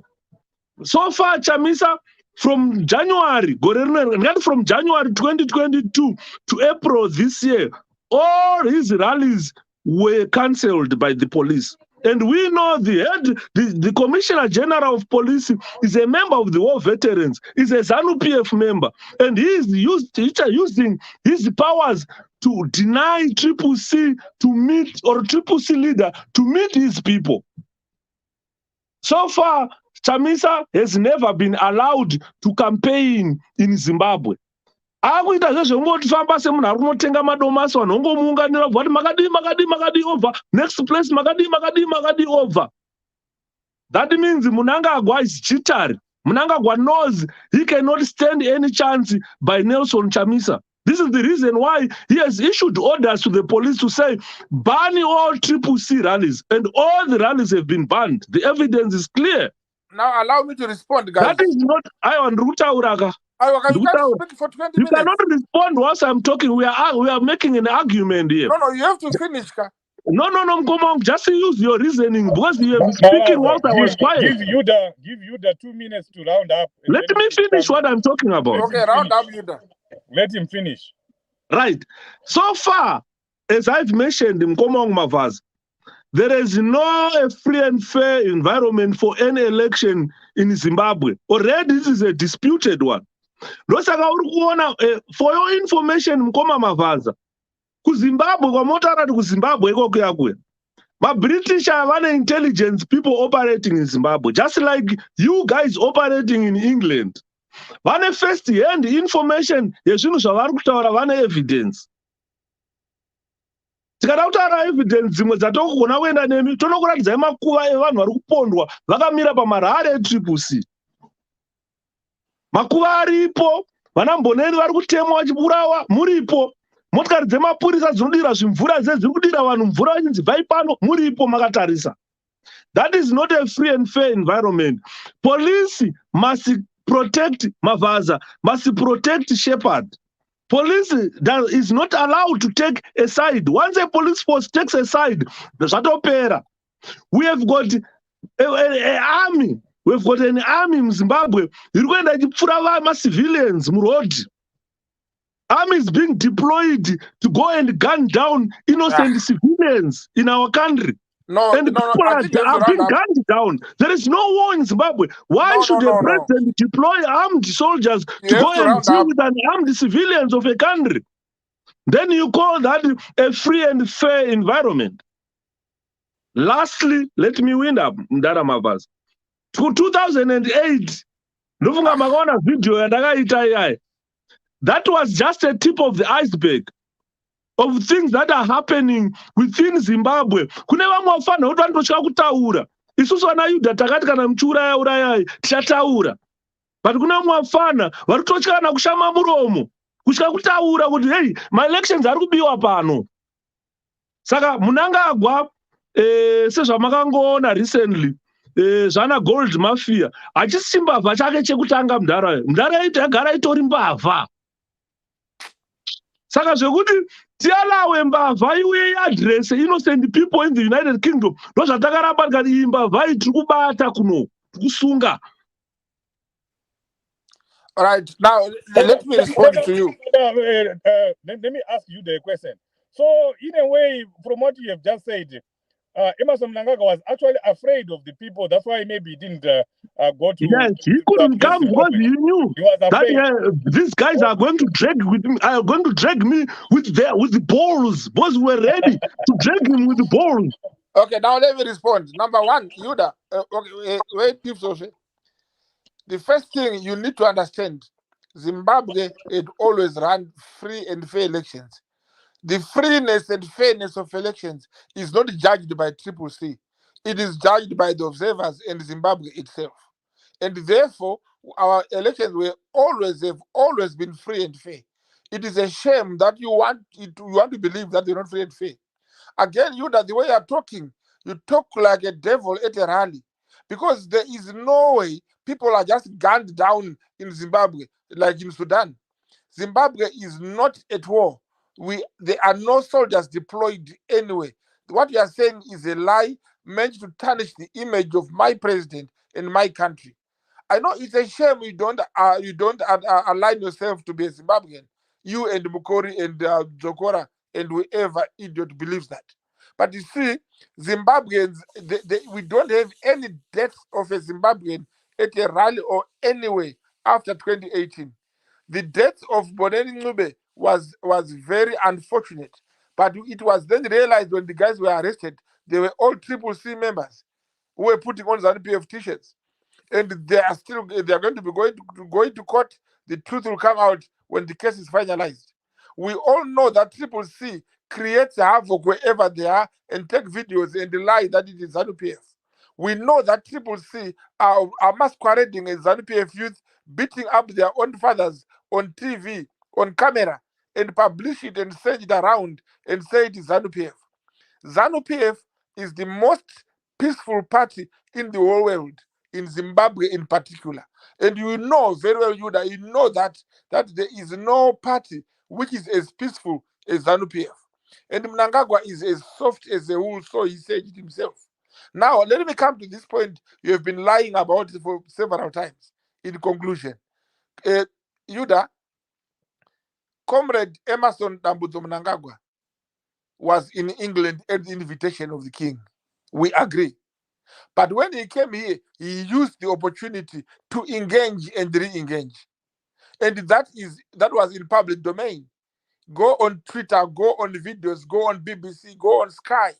You will see the president meeting several dignitaries. So it's a shame that you did not see that, and you are lying to people that you only came for the coronation. There was a lot of things which were beneficiary to Zimbabwe. And Mukori saw that. And Zokora saw that. In his foolishness, Zokora saw that as well. So I don't understand what type of drug you were in. You did not see anything, because you were hiding in a coffee shop, hiding from Zimbabwean people when they identified you. I imagined you running across that road, almost knocked down by a car, running from your own people. They didn't want to beat you. They wanted to talk to you and tell you that Zimbabwe is your country. Don't embarrass it. And again, the other point you are forgetting, people who gathered at the embassy were not ZANU-PF.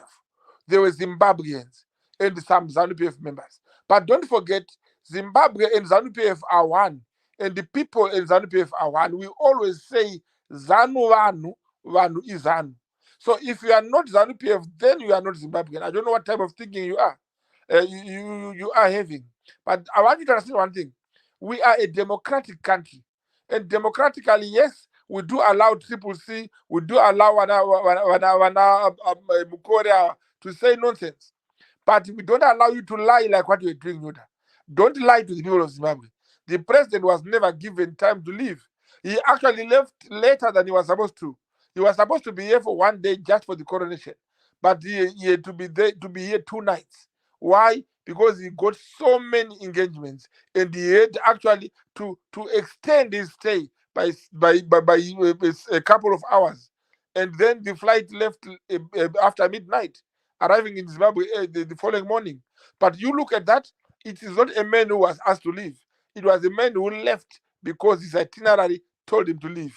There were things to be done in Zimbabwe, a lot, which he was rushing for. Not only the law, there was a burial of a hero. Dara was kicked out of England. Why can't you say the truth? No, listen. He was kicked out of England. When you look at all this, in conclusion, Yuda, because we now have 2 minutes to go before Mukori finishes. But in conclusion, I'll tell you, don't mislead the people of Zimbabwe. Zimbabwe needs you. It does not need your lies. Yuda, you can be very useful in your country, and you, Mukori, come out of your stupidity and get into Zimbabwe. Zimbabwe needs you. We are here for you. Let me tell you one thing. I am not paid for what I'm doing. I don't get paid for this. I do this because I love my country. And I know you are paid, Yuda, because you are selling your country. We know who pays you. I know Mukori, you are paid. I know Zokora is paid. You look at this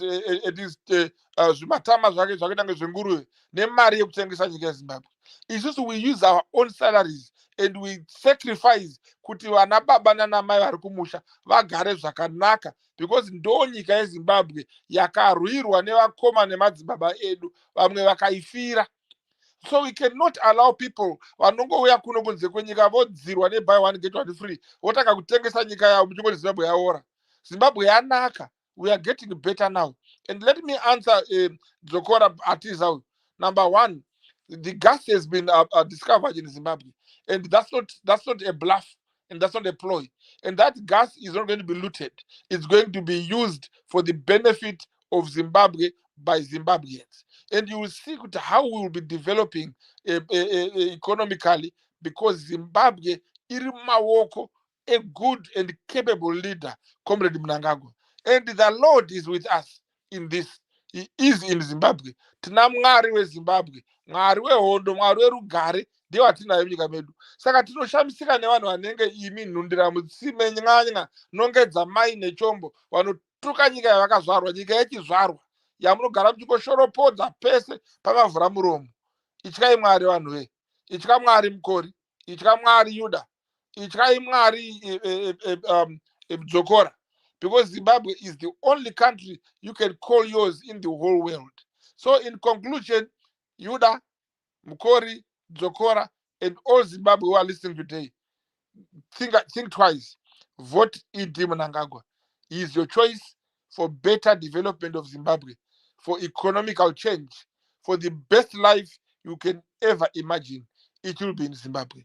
And vote ZANU-PF, because ndiyo party yakakurwirai, party yakarwira independence, party yakarwira one man one vote, party yakarwira democracy, and it's the most democratic party ever lived on earth. And I am proud to be ZANU-PF, and you should too, because it's an embarrassment to see good brains like yours, Yuda, good brains like yours, Mkori, getting lost because of 2P. I'm not pure and John Beck, I'm not pure and a lot odds. I think you should be ashamed. Come back to the country. It is your country.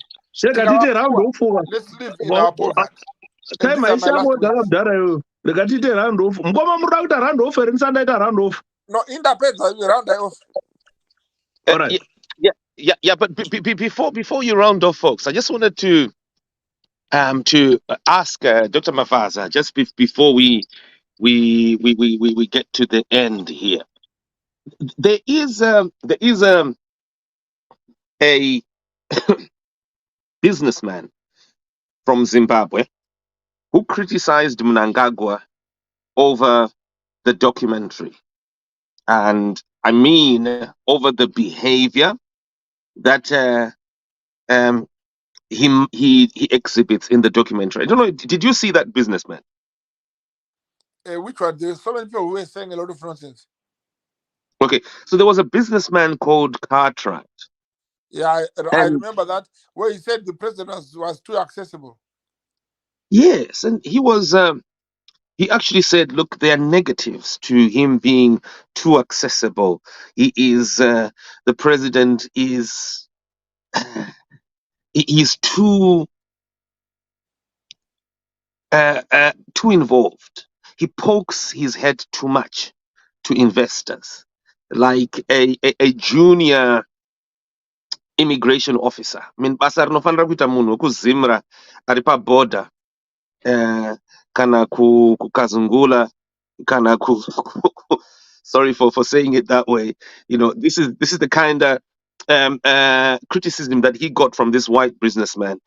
And so the perception that people were having there was, look, Mnangagwa has, in this particular context, avoided meeting black Zimbabweans who are his own party members. And then he goes and meets these white business people, white whatever they are. But in this case, one of them who he meets is filmed. And Nick Mangwana confidently films him criticizing his own boss over him being too accessible. Someone is saying here, he said both negative and positive, Simba, not only one sided. But come on, if you listen to that with an analytical ear, if you listen to it literally and even analytically, the businessman is simply saying you've got a whole president here who is too accessible. So there shouldn't be any negative in in inviting investors or Okay, meeting can I respond, investors. Simba? So Dr. Mavaza, would you not say there that ED was humiliated in the UK, in London, over the gold mafia by one of the businessmen that he went to see? So could we say, even in that fashion, he embarrassed the second time, from gold mafia to in this case I'll call him, what's his name, Cartwright. Right. The first thing, Simba, you must understand, you can have your own opinion and definition of description of words. Cartwright said the president is too accessible, meaning he is the president who is different from others. If you want to see him, you see him. Access to the president is free, it's good, you can see him anytime. Yes, people have actually criticized the president for seeing the likes of Passion Java, and making people like Angel ambassadors. But you don't understand one thing. He is the president of everybody. He is the president of the good people, bad people. He is the president of thieves and angels. He is the president of good Christians and non-Christians. He is the Zimbabwean president. He appeals to the insane and to the normal ones. He appeals to the showy ones and the humble ones. So there is his accessibility is actually bringing a new crop of presidents who can go into the dust and sit down with you there and meet you at your level. He is not a man who says, I'm above people, and then people have to struggle to see him. He is the man of the people, so he sees people at all level. So if he says the president is accessible, that was very correct. If he says that was negative, that was wrong for him, but he was putting his opinion. It is a shame that you want to run with his opinion as a fact.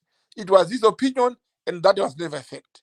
But in conclusion, Simba, as everybody's going to give his conclusions, I want to tell you that the president of Zimbabwe, President Emerson Mnangagwa, was not humiliated in England, and he was not afraid to see his people. He was busy, engaged, and he had to attend to those engagements because he is the man is the man on the road.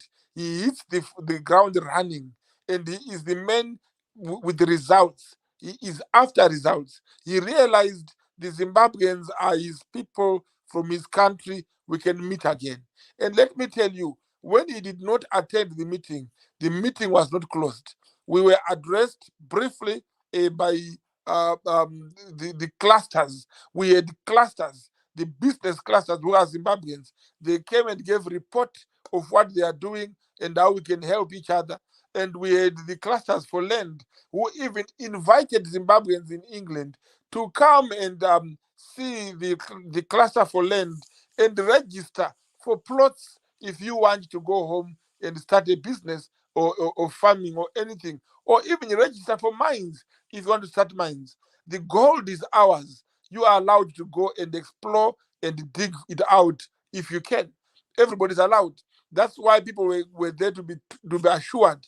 Even though the president did not assure the people, his statement was seen in the air.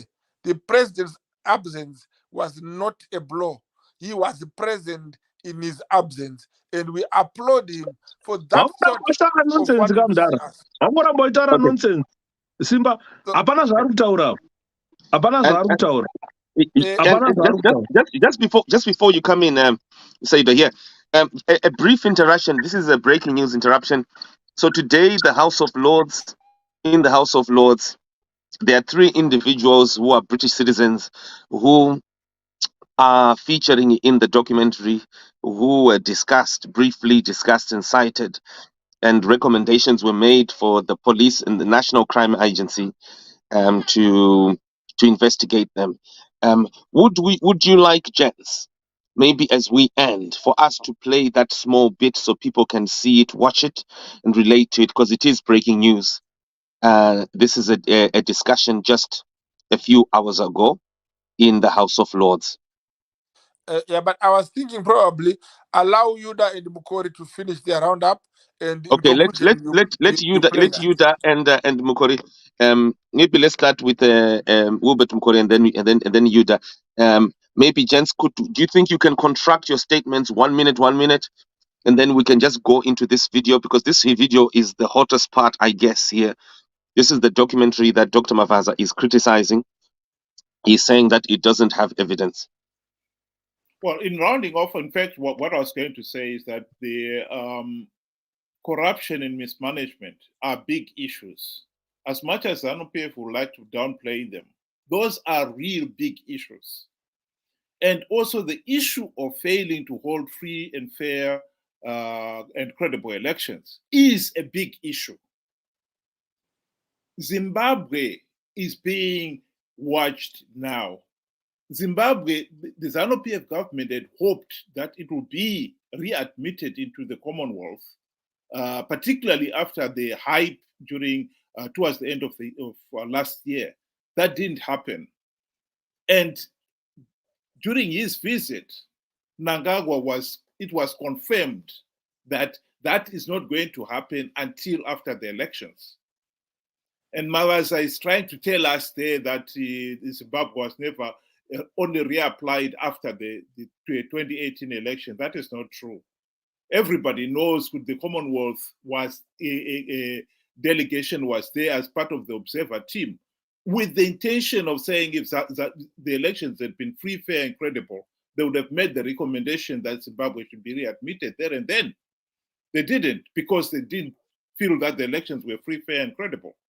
So this is bringing the spotlight on the issue of free, fair, and credible elections. And I would like to reiterate what I said before. It is an outrage that 43 years after independence, we are still failing our own people to exercise their democratic right to a meaningful say in the governance of the country. And we should not be intimidated by some of these ZANU-PF apologists who say the minute you criticize ZANU-PF, you are criticizing Zimbabwe is because you're not proud of your own country. I am proud of my own country. I'm ashamed that we are failing to honor the rights, basic rights and dignity of our own people. That is what I'm ashamed of. Thank in you, this particular case, I'm not going to pretend that Mnangagwa was democratically elected in 2018. He wasn't, because the elections were not free, fair, and credible. Thank you, Wilbert, for saying nothing. The same problem now. Your minute that is gone. Is a shame. Wilbert, you are now vomiting. Can you allow Yuda to say his nonsense, please? Simba, is Yuda there? Right. Really, what I want to finally say here, ladies and gentlemen, as we have discussed, I just joined in when these guys had done arguments already. But what I'm assuring my brother Mavaza here is that E.D. Mnangagwa is a naturally born extortionist, who's a naturally born killing machinery, is a legendary in killing. This makes him easily accessible by dubious individuals who want to milk the country dry. As we stand, Mr. Mavaza, the people of Zimbabwe back home, they are in an inexplicable poverty. And when they listen to you, you are angering them more. You are like shoving them into fire. And all right, this is the perception of ZANU-PF individuals enjoying life in imperialist people's countries.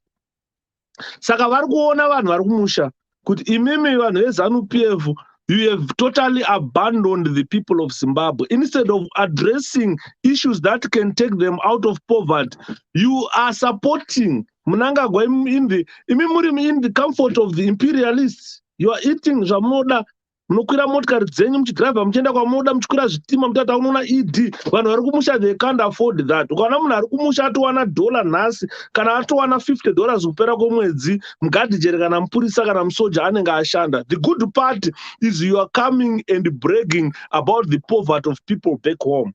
And this is the downfall of ZANU-PF. Ndrikutaura, this is the downfall of ZANU-PF, because you are bragging about things that makes people poor in Zimbabwe. People are starving. People have got no medication. Education has been what can I say? A very good word is education system. If I say it's depleted, then if a lighter word, it's been totally destroyed.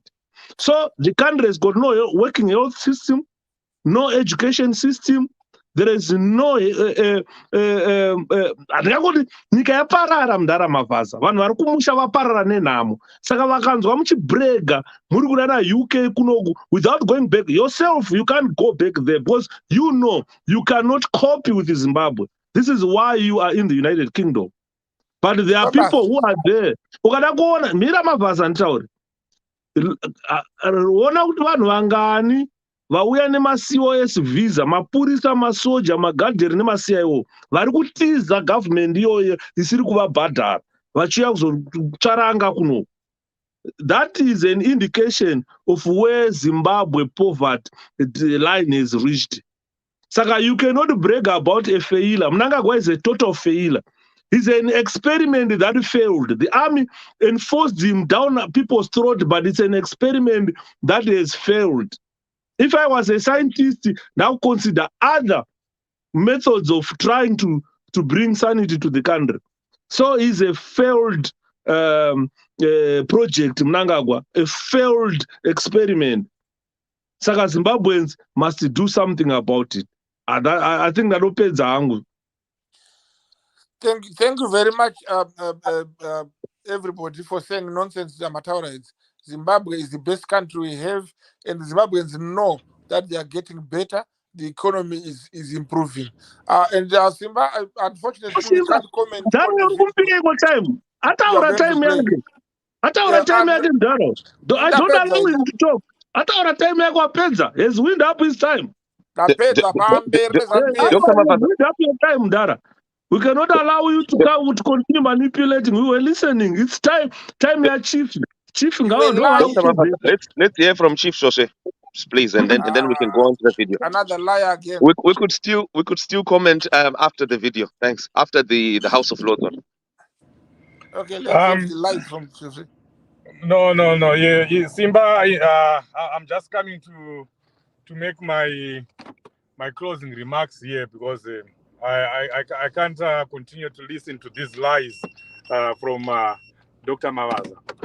I think Zimbabweans that are listening have heard for themselves, especially our fellow citizens in the United Kingdom. They have seen the kind of a leader that Emmerson Mnangagwa is, that he comes to the United Kingdom using their money, because taxpayers are not only Zimbabweans that are in Zimbabwe, that are paying taxes in Zimbabwe, by the remittances that we make, that we put every month, every day in Zimbabwe, we are also contributing to the fiscus in Zimbabwe. It's our money that is being used or misused by Emmerson Mnangagwa when he flies into the United Kingdom on national duty and end up sleeping on national duty, not doing anything that is beneficial to the people of Zimbabwe. The trip to the United Kingdom by Emmerson Mnangagwa and his big entourage was a waste of money. It was a waste of time. It was a waste of resources. It did not yield anything to the taxpayers. You expect a president, when he has left the country, to bring back something in terms of resources, in terms of relations, but we did not see all that. Instead, we see other leaders from Rwanda, from Zambia, from Malawi, to mention just a few countries, doing things that are meaningful, that contribute to the livelihoods of their nations. Emerson Mnangagwa flies all the way into Zimbabwe. He attends the inauguration, and from there he disappears. He misses important investor meetings, and most importantly, he misses meetings with Zimbabweans.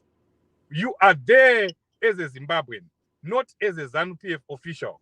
Zimbabweans, you have put together a team led by our lying Dr. Mavaza to arrange a meeting for you. And you don't show up at your own meeting. You don't show up for Zimbabweans that have traveled. I think, Yuda, you posted a video of a woman who was bragging, I'm going to meet President Mnangagwa, and together with President Mnangagwa, we are going to meet the king. We are going to meet the king. I feel sorry for that woman. And there was another one again who was bragging. The people wanted to meet him. The few idiots in the United Kingdom that still believe in him, including Mavaza, they wanted to meet up with him, but he didn't show up. And it's not the first time. And definitely it won't be the last time. He has done it on 4 occasions, 4 consecutive occasions. There is no such leader. And I will repeat again that even a leader at a cell, a chairman at a cell, a branch chairperson cannot do that. You cannot gather people around. It's taking people for granted. It's disrespecting people. And who wants a president like that? That's exactly the same manner that he has been running Zimbabwe. Because if you see a person who amasses so much wealth, who takes everything to him, he is in chrome mining, he is in gold mining, not gold mining, but gold smuggling. He is there in diamonds. They're smuggling and stealing the money and proceeds from diamonds. He is everywhere. Where Robert Mugabe was stealing in land and parceling out land to his children and his relatives and his cows, Emerson Mnangagwa is in mining. He is stealing everything that he has to do with mining. That shows that that president doesn't respect his own people. His own people that he sees every day are suffering. I think you have said a lot of Zimbabwe has nonsense become now. one of the poorest countries. Talking. I don't think Zimbabwe has become one of the poorest was rounding countries up, in the he's world. now having a How run do you here. sleep? Let me finish He's now my 1 campaigning minute. here. 1 minute. You, 1 no, minute. no, you cannot give a minute of 1 insulting minute. the 1 president. minute. Of a 1 country. minute. 1 minute. You've been No, talking no. all this time. How No, do no, you no, no. sleep? You are insulting How- our president. We are not How talking do you about. sleep if you are You a must leader? respect your president. You have 10 luxury You cars can say in that. your You garage. please, you Emerson must. Mnangagwa has 3 mansions. 3 Who- mansions. Did you and build one them for in his him? rural areas. Unoda kugara mamansions matatu. No, no, no. I think Unoda that's enough. But can you mute motikari Mavaza? 20. Can you Drive mute No. Mavaza? I When can't the be rest- muted. This guy must be muted. He's saying a lot of nonsense now. When the rest of your people are suffering, See, but we that's can't the listen kind to of this. Our disrespect ears are aching. that Zimbabweans have been subjected to, you know. No, guys. And we need to put a See, stop to you that. play that video or we are And- going out. This guy and has been given Zimbabweans- enough time. We need to put a stop to that. And the what? only way Zimbabweans Folks, is to go and vote this person out. Tichatonga kusvika maneta. And those folks, that are in the diaspora, you have a role to play. Make sure you encourage Zimbabweans in Zimbabwe to go and register to vote. Registration is still ongoing. This is one sure way that we have of removing Emerson Mnangagwa and ZANU-PF from power. You can change the if you can situation land. of Zimbabwe in the comfort of your home in Birmingham by just doing voter education to your community, to your families in Zimbabwe, so that they register to vote and turn out to go and vote on voting day. No, Simba, Okay, we are now allowing Chief, people let's to land. campaign here. Chief, let's land here. Well, let's just hear, if we can, gents, the documentary that we have been citing here and there from time to time tonight. The Gold Mafia documentary today was briefly discussed in Parliament, and recommendations were made for UK to pass a new law. And this is a law that is going to look into the setting up of an anti-corruption court, an international anti-corruption court to try these kind of sophisticated crimes here that we're seeing. So we're just going to quickly hear this brief one, gents. If this takes long, it's about 5 to 6 minutes. If it takes too long, feel free to exit. But we've reached our conclusion, our end here of our program tonight. Should we want to drop any comments around this video, please do so. This is Lord Oates in the House of Lords today. So much so that the country was estimated to have lost fully a fifth of GDP during his infamous state capture decade.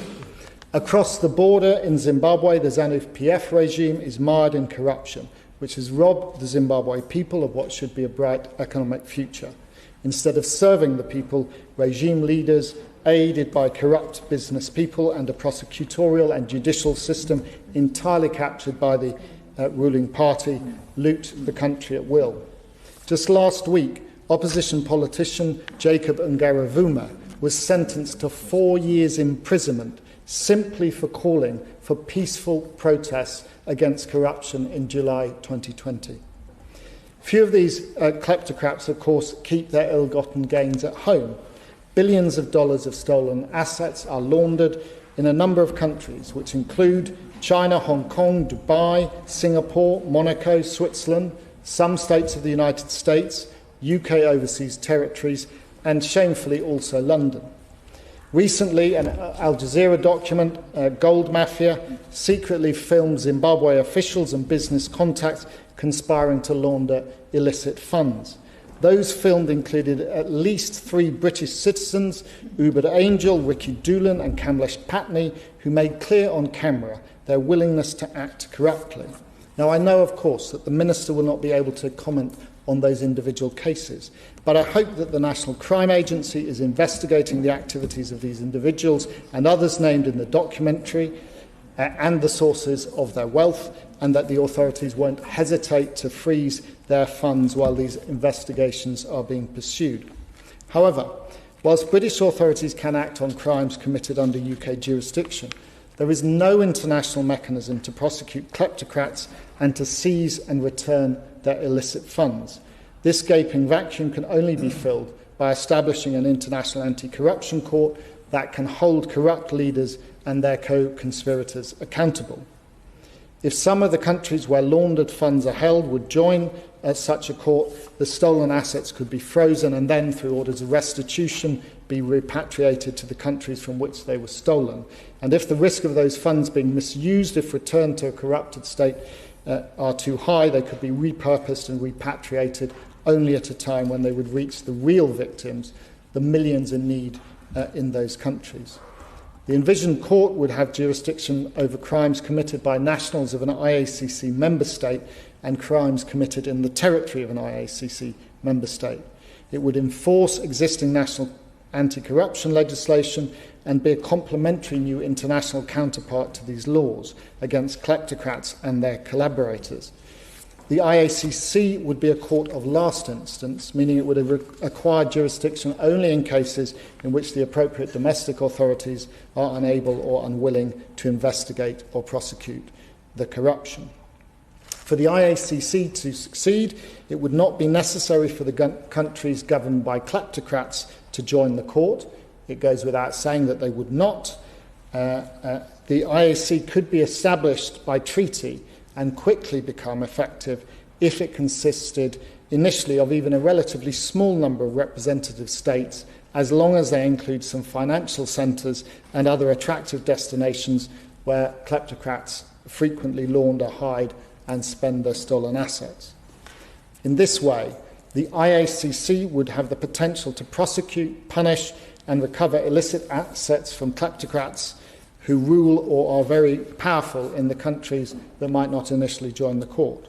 Most importantly, the threat of criminal prosecution at the IACC would deter other potential crimes of grand corruption.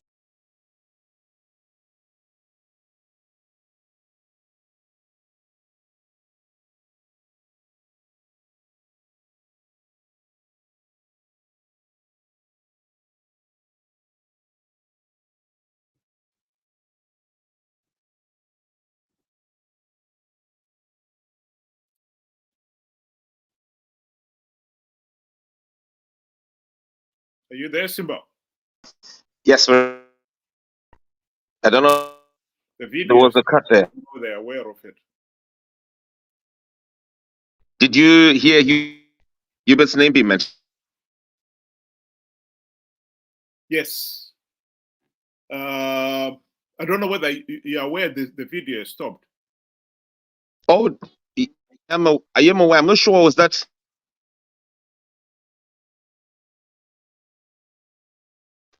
Did all the 5 minutes play? I wasn't checking, but he was on to the ICC and how they could arrest, particularly if some of the favored financial institutions are in the member countries. I think it is a good proposal, to be quite honest. I think this would address some of the problems that we have, particularly in third world countries like Zimbabwe, where the local authority, I mean, we all know that ZAA, has become itself the exchange house for the looters. They seem to get their directions from them. No, it's okay. You can go ahead. We've turned our eyes. We've turned off the cameras for you. That sort of thing. So I think it is a wonderful idea. Mm.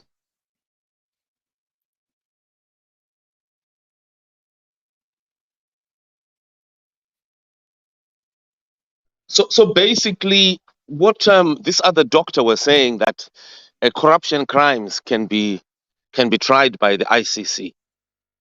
Vanhu vakadai vanogona kutotraiwa. Ivo vari mugod mafia ivavo. Not at the moment. I think that's what he was trying to say there. Mhm.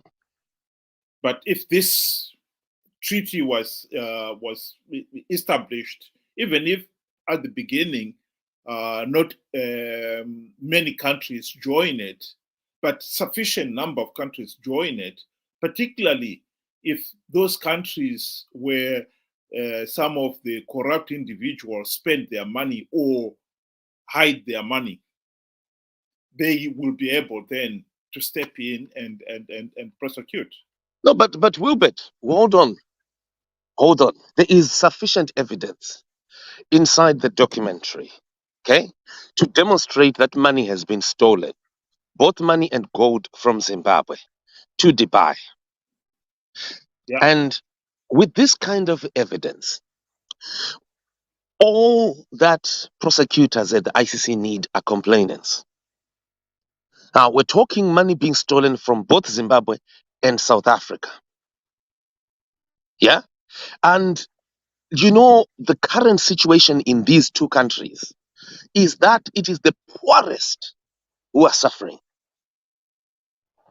The poorest are the ones who are suffering. And the people, some of the leading people who are behind this corruption that is causing the looting, right? They are now known. And they are in the video even talking. They have even responded by way of writing. There's so much corroborating evidence. My point is, Wilbert, if you lost, like my English teacher, my O-level teacher, who lost 16,000 yake, yavo maivavo, yakatorwa nanamtuli, yakaflatenwa, those people should be able to prosecute Kamlesh Patni, for instance, because he does confess that he has taken both US dollar and gold from Zimbabwe in this period. And he takes it every day. Well, Patni and a few others who are either jointly British citizens, what they are saying there in that video is that the institutions here in UK, the police or the relevant authorities, can investigate them, because there are laws in this country that says you've got to earn your wealth legally. If it's established that you earned your money illegally or through some criminal activity, that is against the law. But what you are saying there is even those who are not British citizens who were named in the gold mafia, at the present moment, you have got to depend on the government in Dubai, for instance, to prosecute them. And if they don't, you're stuck. But what he's saying there is if there was some kind of international law that was established against corruption, then it would be the equivalent of the ICC. And they will be prosecuted. So I think he's talking of extending it beyond the British citizens. At the present moment, anyone who is a British citizen and holds a British passport and is a citizen of the UK, he is subject to UK laws. And if you have got wealth that you have got, and you have got it illegally through corruption, that is against the law. That's why these people are being investigated. And I'm sure that it's just a matter of time. In fact, from what you were saying, their assets have been frozen while the investigations are going ahead. For the simple reason that you freeze their assets to make sure that they don't go ahead and quickly liquidate their assets and then try to disappear with the money. Right. I don't know, Mr. Ito, what did you pick there? Oh, by the way, we've got Marwe. Marwe is coming. We've got a female now. Yeah, problem and Simba. I got my hearing aids late. I couldn't hear what they were saying. It's unfortunate. Right. We could still replay it. It's actually 4 minutes.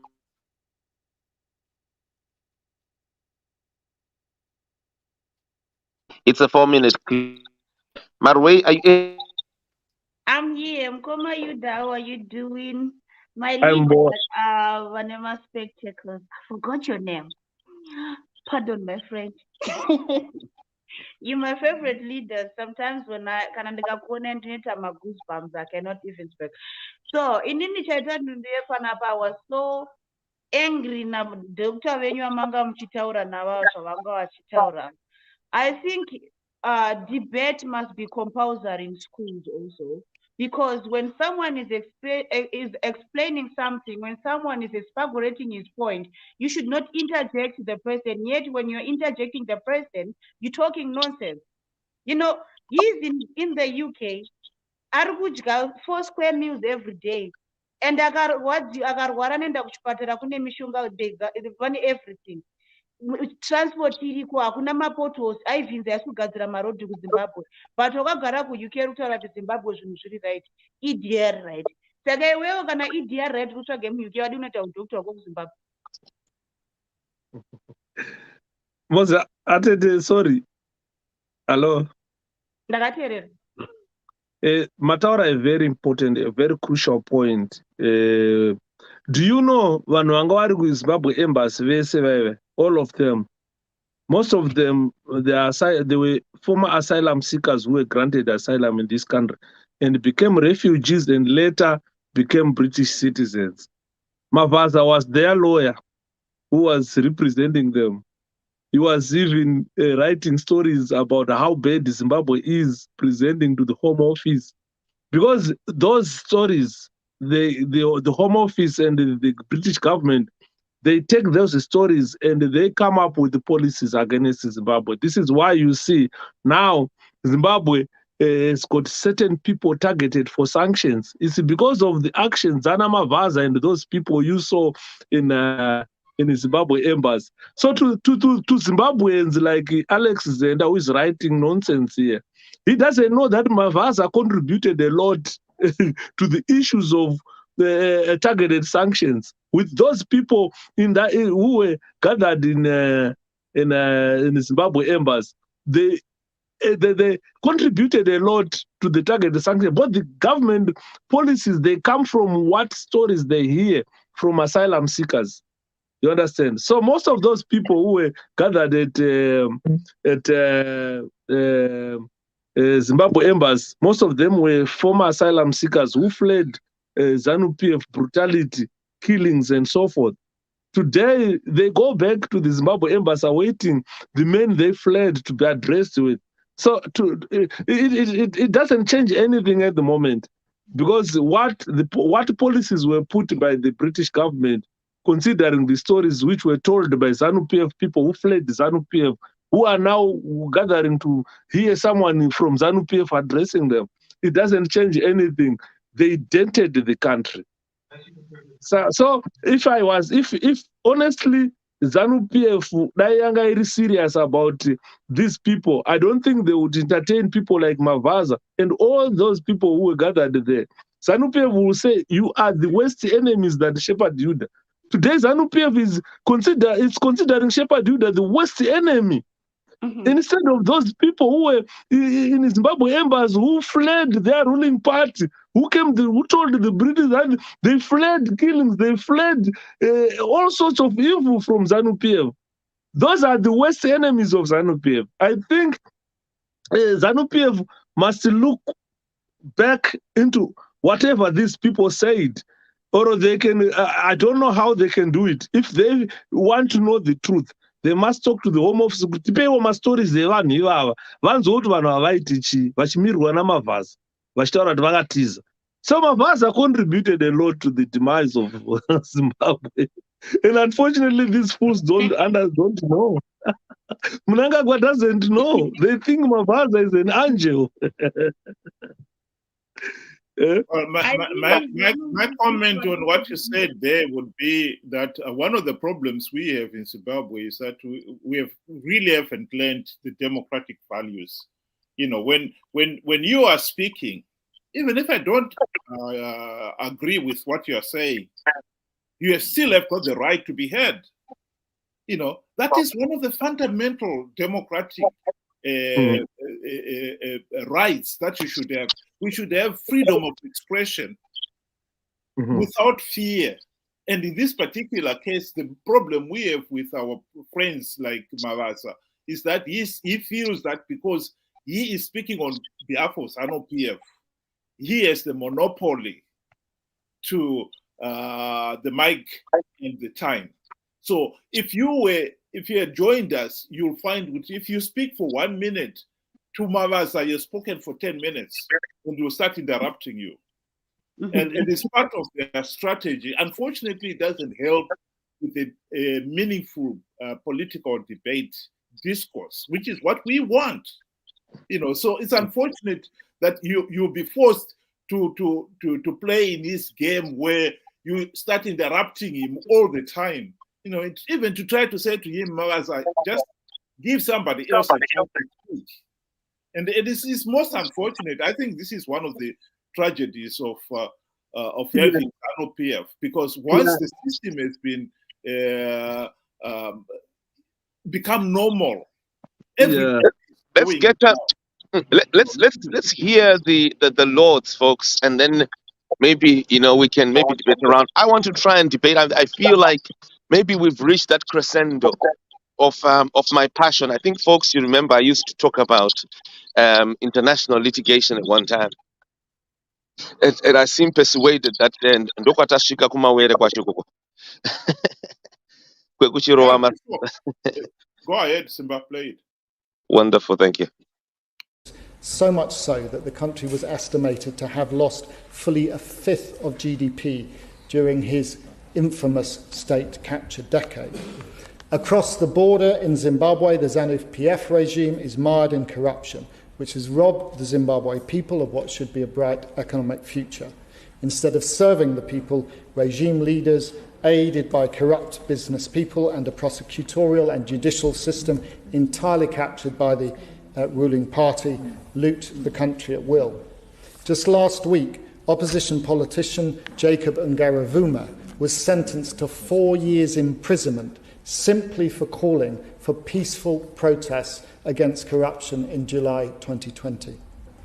Few of these kleptocrats, of course, keep their ill-gotten gains at home. billions of dollars of stolen assets are laundered in a number of countries, which include China, Hong Kong, Dubai, Singapore, Monaco, Switzerland, some states of the United States, UK overseas territories, and shamefully also London. Recently, an Al Jazeera document, Gold Mafia, secretly filmed Zimbabwe officials and business contacts conspiring to launder illicit funds. Those filmed included at least 3 British citizens, Ubud Angel, Ricky Doolan and Kamlesh Patney, who made clear on camera their willingness to act corruptly. Now, I know, of course, that the Minister will not be able to comment on those individual cases, but I hope that the National Crime Agency is investigating the activities of these individuals and others named in the documentary and the sources of their wealth, and that the authorities won't hesitate to freeze their funds while these investigations are being pursued. However, whilst British authorities can act on crimes committed under UK jurisdiction, there is no international mechanism to prosecute kleptocrats and to seize and return their illicit funds. This gaping vacuum can only be filled by establishing an international anti-corruption court that can hold corrupt leaders and their co-conspirators accountable. If some of the countries where laundered funds are held would join at such a court, the stolen assets could be frozen and then, through orders of restitution, be repatriated to the countries from which they were stolen. And if the risk of those funds being misused if returned to a corrupted state are too high, they could be repurposed and repatriated only at a time when they would reach the real victims, the millions in need in those countries. The envisioned court would have jurisdiction over crimes committed by nationals of an IACC member state and crimes committed in the territory of an IACC member state. It would enforce existing national anti-corruption legislation and be a complementary new international counterpart to these laws against kleptocrats and their collaborators. The IACC would be a court of last instance, meaning it would have acquired jurisdiction only in cases in which the appropriate domestic authorities are unable or unwilling to investigate or prosecute the corruption. For the IACC to succeed, it would not be necessary for the countries governed by kleptocrats to join the court. It goes without saying that they would not. The IAC could be established by treaty and quickly become effective if it consisted initially of even a relatively small number of representative states, as long as they include some financial centres and other attractive destinations where kleptocrats frequently launder, hide and spend their stolen assets. In this way, the IACC would have the potential to prosecute, punish and recover illicit assets from kleptocrats who rule or are very powerful in the countries that might not initially join the court. Most importantly, the threat of criminal prosecution at the IACC would deter other potential crimes of grand corruption. Wow. There we are. There we are. It's a very long discussion. I think we can stream it later on in its in its entirety. Yeah, but as you can see, that is what Lord Oates delivered today. International prosecution. Yep, I think it is a brilliant idea, to be quite honest. Like I said, it will answer to some of the problems that we, particularly those of us in the third world countries, we have got a serious problem. You know, when you're looking at the billions of dollars that Eddie Cross was saying that Grace Mugabe salted away. And I think there was somebody else who was also saying to Mnangagwa himself, they salted away as much as $10 billion already. And he's still in power and he's determined to stay in power so that he can steal some more. That money will never recover it. And chasing it up, we haven't got the resources to do so. And the political will to do it. So having an international court that will take over that kind of responsibility would be a big plus for small countries like Zimbabwe.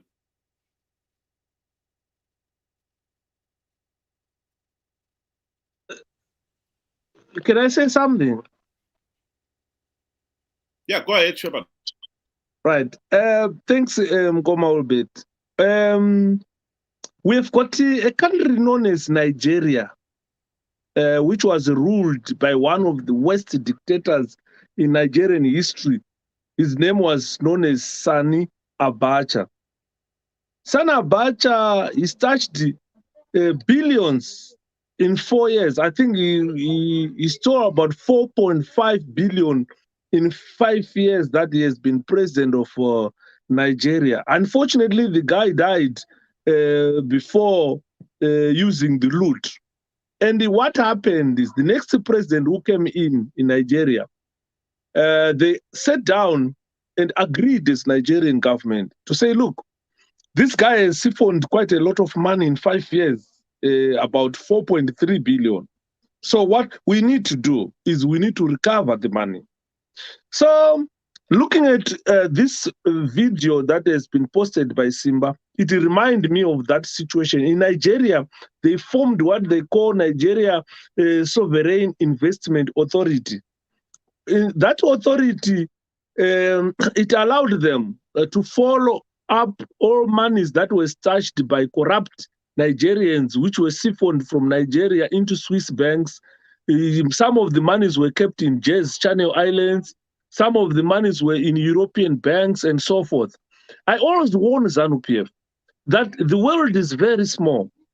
No matter how much they might siphon and bury or hide in other countries, those monies, we will eventually recover them.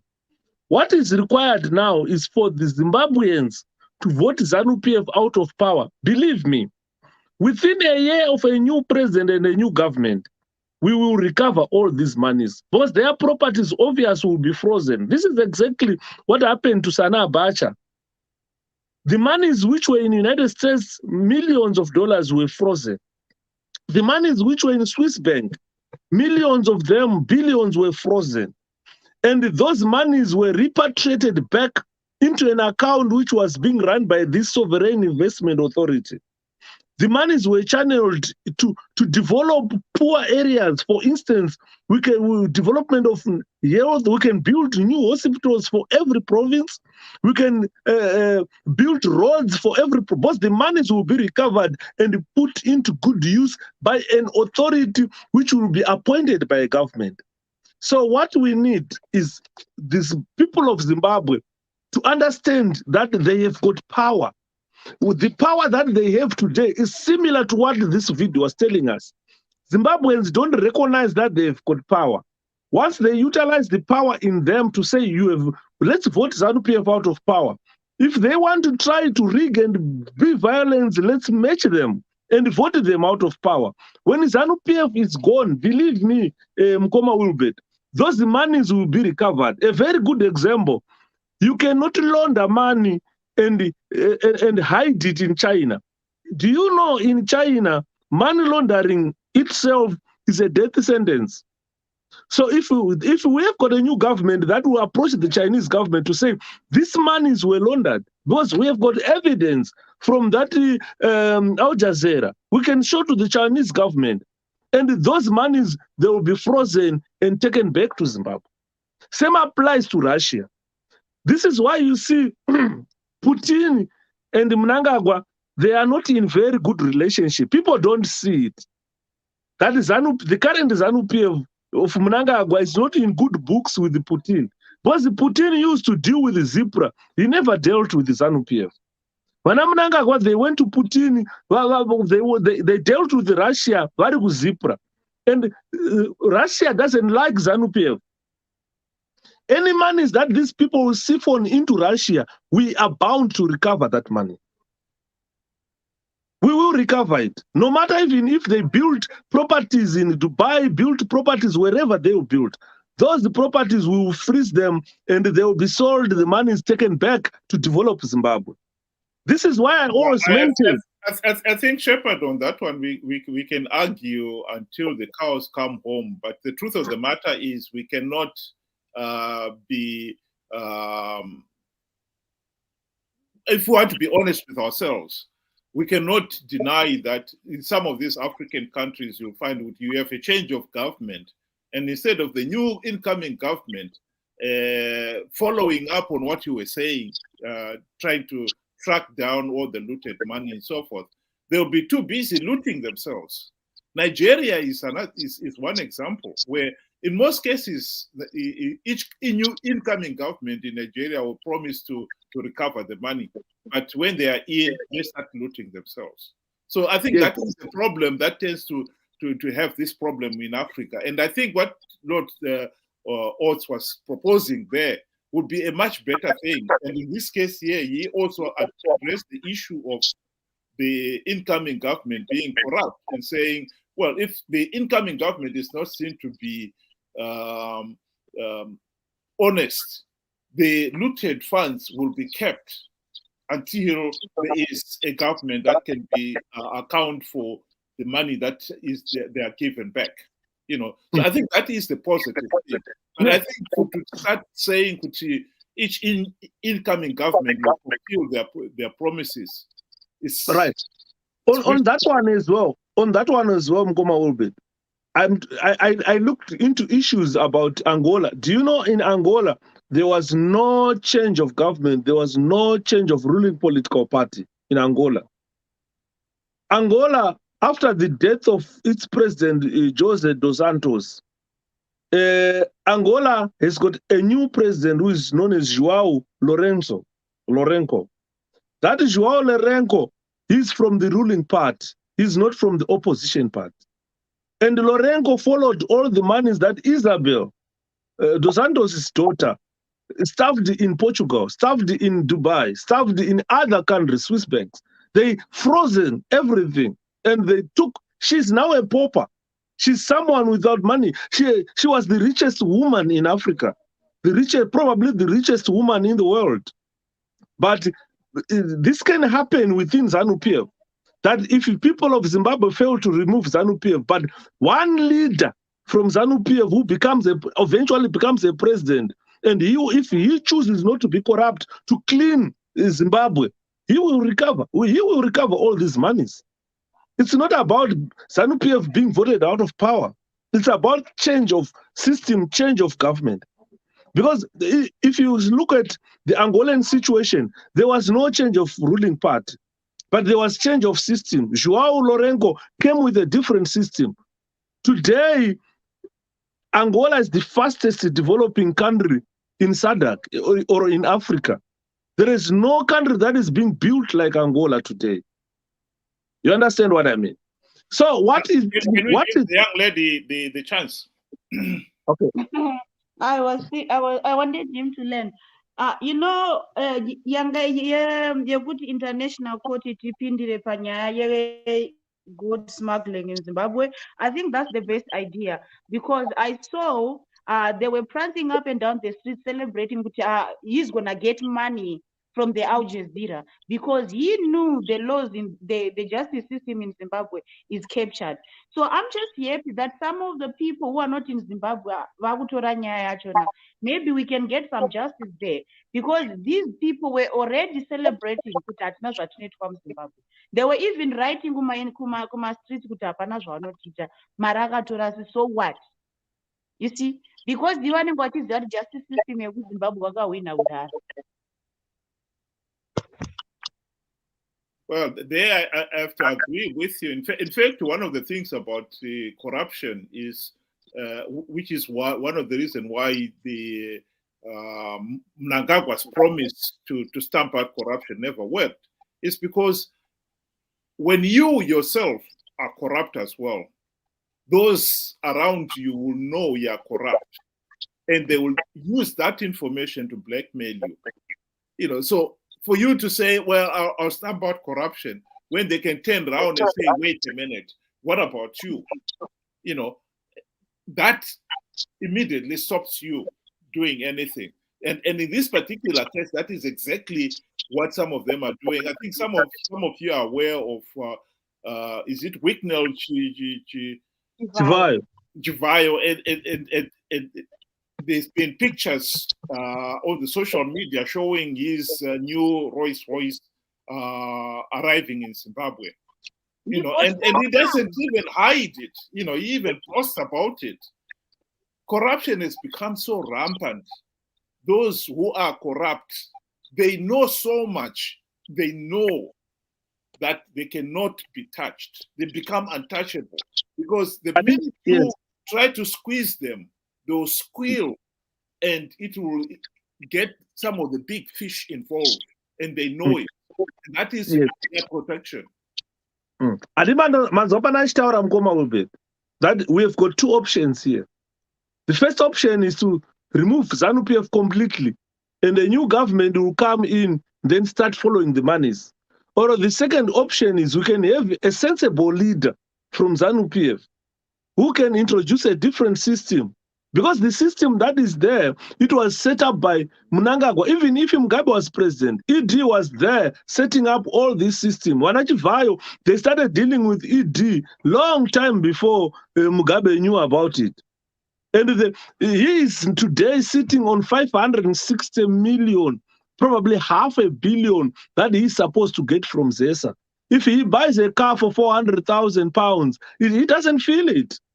Because ZESA is to pay him according to the court documents, captured courts, as you are saying, my brother. That is, ZESA is obliged to pay Chivaya about 560 million, which is US dollars, which is $500 million that he's supposed to get. And what is he doing in the project that he got that tender from ZESA? He's doing nothing. He's traveling to UK, buying 400,000 worth of one car, 400,000 pounds worth of a car.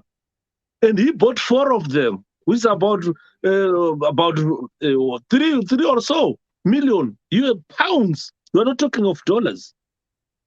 So the problem is the president himself is a corrupt man who has introduced this corruption within the Mugabe regime. So it's deep-rooted there.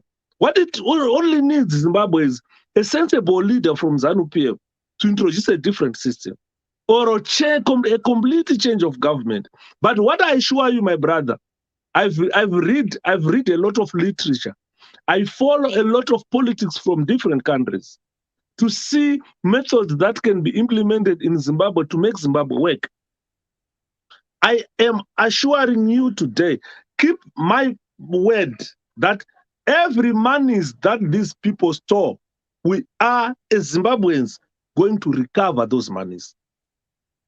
I don't mince my words again. I am saying whatever the loot that they take and deposit, wherever they put the money, as long as it came from Zimbabwe, we will recover that money.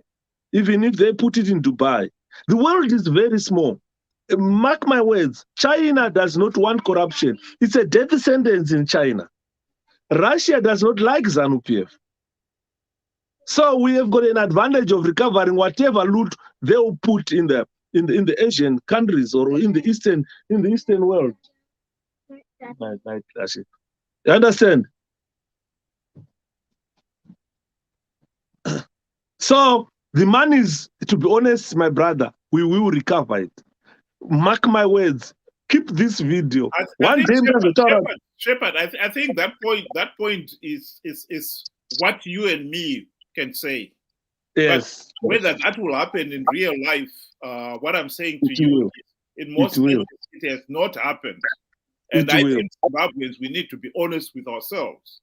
And in fact, by the way, when you say you only need an honest leader in ZANU-PF to get the system going, well, at the present moment, let's be honest, there's no honest ZANU-PF leader. So let's remove them. Already in the queue to take over from Mnangagwa, they are corrupt themselves. So we can forget that one. As for Triple C being able to recover all the money, I think we need to be also realistic here. I am not a Triple C supporter.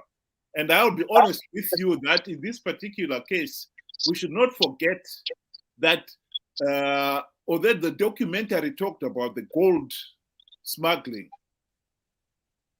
it is not the only smuggling that has been taking place.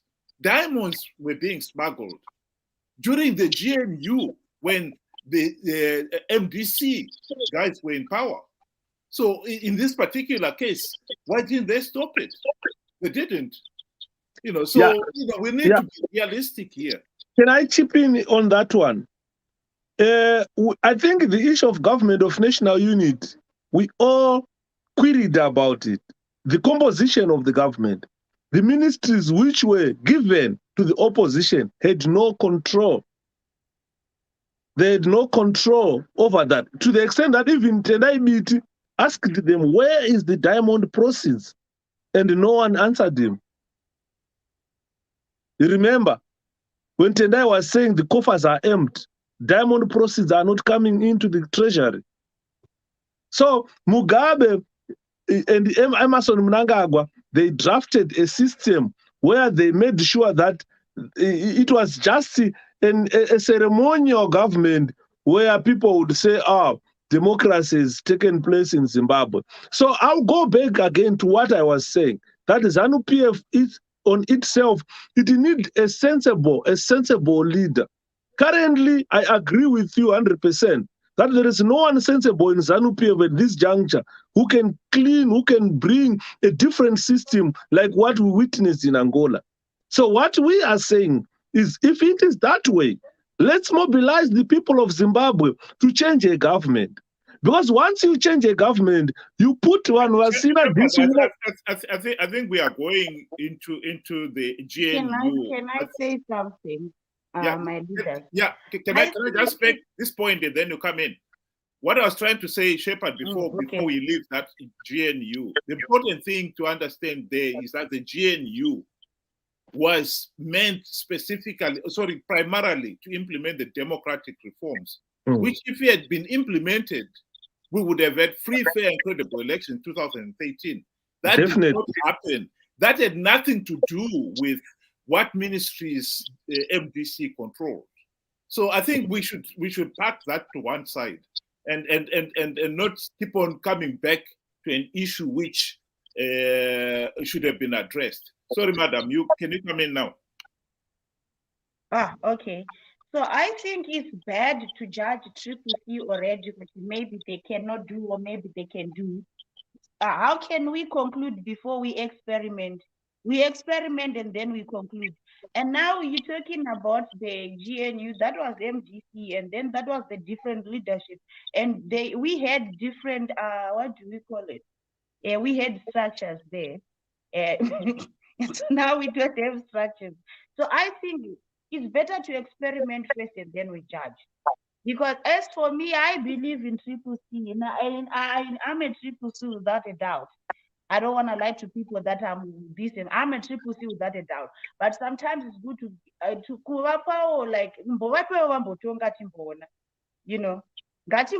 before we judge them, let's see first. I'll give you a reply to that one. I think we need to be also honest about history. To try to say it's no more different than what Mnangagwa did when after the coup. He launched his second republic and tried to pretend that everybody who was in the second republic had nothing to do with the 37 years of Mugabe. That is ridiculous. Mnangagwa was Mugabe's henchman. He is the man who actually actively kept Mugabe in power, particularly in 2008. He is the one who boasted that he is the one who told Mugabe, you are not going anywhere. And then they went ahead and changed the election results and then to force a runoff. And during the runoff, they used wanton violence to make sure that people vote for Mugabe. For him, for the same person to turn around and pretend he had nothing to do with Mugabe's 37 years in power is absolutely ridiculous. We all have a history. Just because we don't want our history to be known doesn't mean we don't have a past. We have a past. and Chamisa, Tendai Biti, David Coulthard have a past, and we cannot pretend, we cannot judge them on the basis of what they were doing during the GNU. They were in the GNU. So I think we should have the honesty of dealing with historic facts, particularly when the history is not even 10 years old, for Christ's sake. You know, so I think we really, on that point, as much as I would accept your position that yes, Triple C, maybe there's got something different, but we cannot say those Triple C people came from Norway. No, that I refuse to accept. Can I say something, Ngwa, a little bit? Triple C manje yakagarwa bhamba. Kana chi Triple C yakagarwa bhamba. Ine vanhu vakaita sana Shepherd Yuda. What I'm doing in the United Kingdom is kuunganidza as much as I can in terms of academics, so that it will aid me to criticize Triple C kana time yakwana. Because Triple C now, as an alternative government, haina chechitakarwa hondo, haina chikamaradaship chekuti mukoma Wilbert havangashaye pekutonga ndiripo. Kana ari biti anenge adosera, ndokutarira varume vakaita sana Yudha vanava, hatimirire kuti vanhu vazomubvisa ndo vanhu vaita sei. Tototanga ipapo kuti ibva. And a rough idea. I'm not saying I've got powers to be but what I'm saying is aina nhoroondo yehondo yekuti muchataura kuti aiwa uya anonzi tongogara guva rake rinofana kubhadharwa every month 200,000 pounds ichingoenda kuguva risina munhu. But what I'm saying is Triple C now is an organization where you are allowed to give an input and criticize. You can't do that because munopinda mpuma. Saka vanhu vari pa-eagle's eye, everybody is watching them. Kuti if they get in power, kana vakangotadza zviri kudiwa nevanhu, I don't think they'll get a second term. Andi muri kuona. Saka vanhu vari kuti you are welcome, Mukoma Wilbert. This party does not belong to anyone. It belongs to citizens of Zimbabwe. Your criticism is valid, very valid. And it should be taken aboard. Could you guys were in government of national unit? You failed what we expected you to do. Now you are in power. Imimi manj. Saka imimi, Mkoma Wilbert, this is where you come in. That's where you come in now. You understand what I mean? You have got input in Triple C. Different from ZANU-PF. ZANU-PF manzwa mavhaza achitaura zvekuti waya iri kugonyewa one side haikwanisa kugonya the other side. But in Triple C now, it's like Zimbabweans are lucky. You are there, I'm there. Even if I don't get a position in Triple C, but I've got my eyes to poke into it, to say this is wrong, that is wrong, and we can escalate anything. But you can't do that to ZANU. You understand what I mean? Well, I think, Shepherd, you and me would be honest enough to know, because I'm sure you're well read as I am, that many people who have dared to criticize Chamisa have been, including myself, have been castigated by Triple C supporters and Triple C members for criticizing. It is a problem. What I'm not trying to blame it on Triple C. It is a political culture that has been cultivated the last 43 years, that we cannot have a meaningful discourse without pointing at each other. Instead of focusing on the issue, we attack the messenger. That is, unfortunately, the culture that ZANU-PF has cultivated. And whether we like it or not, it's a culture that has been inherited by the opposition, the churches. It's now endemic in the whole country. We cannot have a meaningful debate on any issues and agree to differ. And we cannot have any meaningful debate on issues without somebody denying facts even. That's one of the issues that personally I've always criticized Mavasa about. He is one person who thinks facts, if they do not advance his agenda, they are merely an opinion. I mean, I think you and me would agree. Tonight, we were talking about Mavasa boasting about Zimbabwe has always held free, fair, and credible elections. Christ, this is an issue that should not be debated. That we should all agree here. Zimbabwe has been failing to hold free and fair and credible elections. Munozviziva here kuti Mavasa akapinda muZimbabwe nhasi anourawa nezano. On that point, Shepherd, Mavasa has been to Zimbabwe. On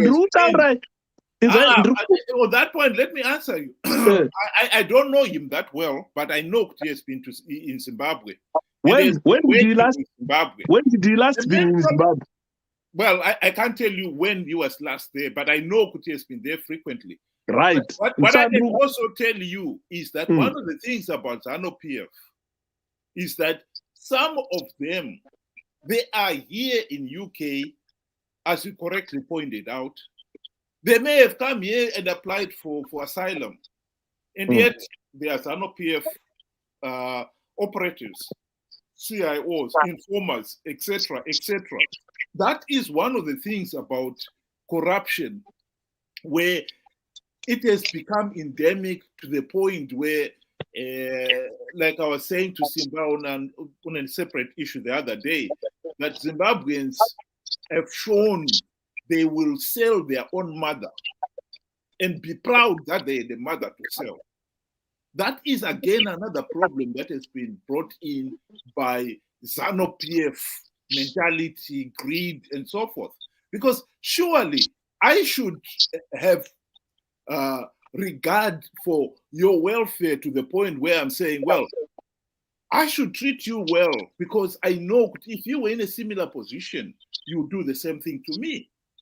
Whereas in Zimbabwe, if you are not ZANU-PF, somehow you are now not a citizen, you're a third-class citizen who can be ill-treated, who can even be killed.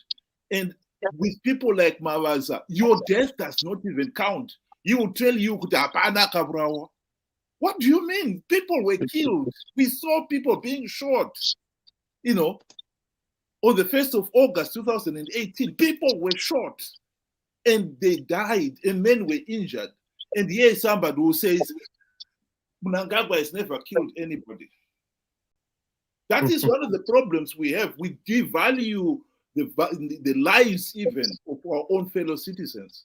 That's because they do not support the party. This is the unfortunate reality. Sorry, Ngo, I think I need to go, but I have to just say we had a very fruitful debate here. It's good that you guys are allowing Mavasa to expose ZANU-PF, expose himself, because the actual victims of ZANU-PF suffering in Zimbabwe, drinking sewage, driving the cars in dilapidated roads, if they listen to Mavasa, this is exactly the perception of ZANU-PF. They pretend as if everything is rosy, everything is okay. So keep bringing him to expose more, so that when it comes to elections, they make a wise decision. Could honestly, according to what Mavasa was saying. Because honestly, you cannot say whilst on the, as you have stated here, on the 1st of August 2018, we saw presidential guard soldiers kneeling, adopting snipers' positions, sniping at civilians who were running away. And we saw that on the 14th of January 2019, similar things happened and the people were killed. 20-something people were killed. Then ZANU-PF person will come and say, not even one person was injured or killed. You understand? Whilst the victims are there, whilst the graves are there. So this is exactly the ZANU-PF perception when it looks at Zimbabweans. They don't value lives of people in Zimbabwe. They don't care whether you are killed or not. So it's all up to the people of Zimbabwe now to come up together and make a decision. Even if you were ZANU-PF, now you can feel, no. He's trying to exaggerate or trying to make Mnangagwa, zvezvekuti Mnangagwa ari kumuona semunhu anogona zvese. In actual fact, Mnangagwa has failed completely. He has lowered the bar. You and me, my brother, we can agree here that Mugabe set up the presidential bar even higher than Banana had set up. In Africa, Mugabe had set up the presidential bar or a president's office into something that was something like envied by everyone, and it was scared to go to the president wenyika. Why treat as a god? But believe me, with Emerson Mnangagwa and his friends, the likes of Passion Java, he has lowered the bar that Mugabe had set for a president. To the extent that we now believe what Mugabe was saying, who president ZANU-PF. You understand? People now believe Mugabe now. Imagine if Chiwenga akamira pamukampa statement, could read this statement to the people. He can't read. But he is the vice president. Kupa Mnangagwa kuti taura nyora 1 million. He can't write 1 million. He can't. Munhu akura kuti paasvika apa pamwe udari kurohwa dementia. We have been in the UK. We have seen people suffering from dementia. You understand? So Mnangagwa is incapable. He's just operated. This is why ZANU-PF, they pretend as if something that has never been seen in this world. Yeah, but we actually... my quick reply to you regarding change in Zimbabwe is, again, I beg to differ from your point of view, saying that we should mobilize the people of Zimbabwe, they can change. You don't change a system that is so corrupt that winning 73% was not even good enough. That is another point that we seem to be struggling to understand here, particularly you and your fellow Triple C people. The system is so corrupt. It's not that the people did not mobilize in 2018 or they didn't want a change of government in 2013. They wanted it. It's just that the system itself is loaded in such a way that you cannot win. Why are we keeping on repeating, pretending we can change the system without implementing reforms? That is a fundamental weakness that Triple C people have. Because once you participate in an election process, believing that you can defeat the system, and you fail, then you cannot turn around and say the system was disputed, the election process was not free, fair, and credible. You knew that, and you decided you could beat it. So don't complain when you failed. Yeah. People year after year, after 43 years of rigged elections, we still want to believe that we can change it by merely mobilizing people and putting election agencies and so forth. That is totally untrue. Can we give a chance to speak? Because if you look at Zimbabwe, Triple C's opposition, aina kusiyana ne-MDC, aina kusiyana ne-NDU, aina kusiyana nema political parties. If they decide to withdraw from elections, some other political parties will take part. You understand? Triple C, ikati kupinda election because the election yakazodai. That means that doesn't stop other political parties from contesting. Saka still, ZANU-PF inongoramba iripo hatina zvatinoita.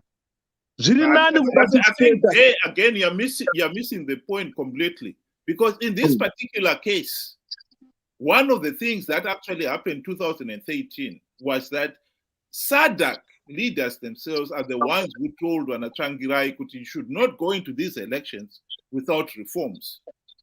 If MDC had listened at that point, even if the smaller parties, Wanandunda and Ndendu, had participated, you seriously want to tell me that the international community would not have seen that this the main opposition have failed to participate?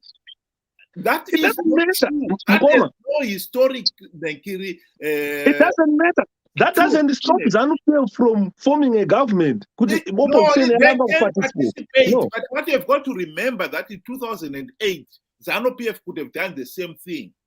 But when SADC said to them, we cannot respect the results as a democratic process, they had no choice but to join the GNU. Yeah, but do you recall that in 2008, the opposition participated in the first round, which it won?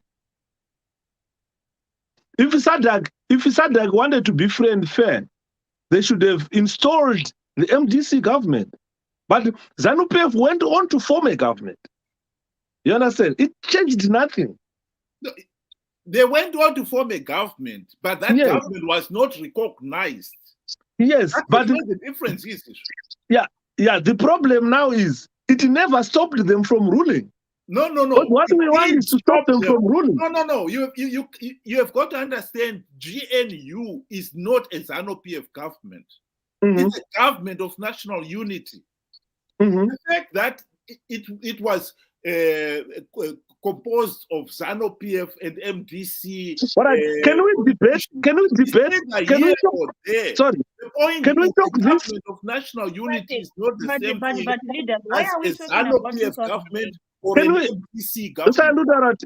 I think I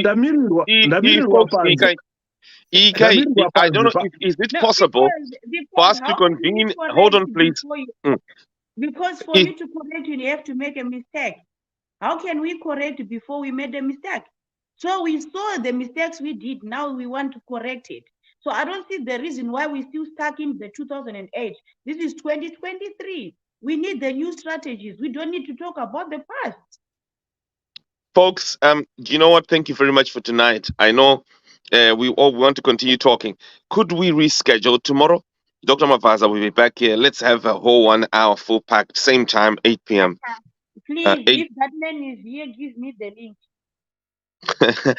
Yeah. So let's try to come here on prompt on the clock, and then we can have 1 whole hour. And tomorrow we'll try not to stretch it. We'll try to condense all arguments and get quality debate as much as possible. Thank you so much for coming in tonight.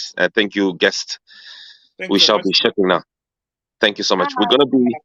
There'll be a full rerun of Lord Oates' video in about 4 minutes from now.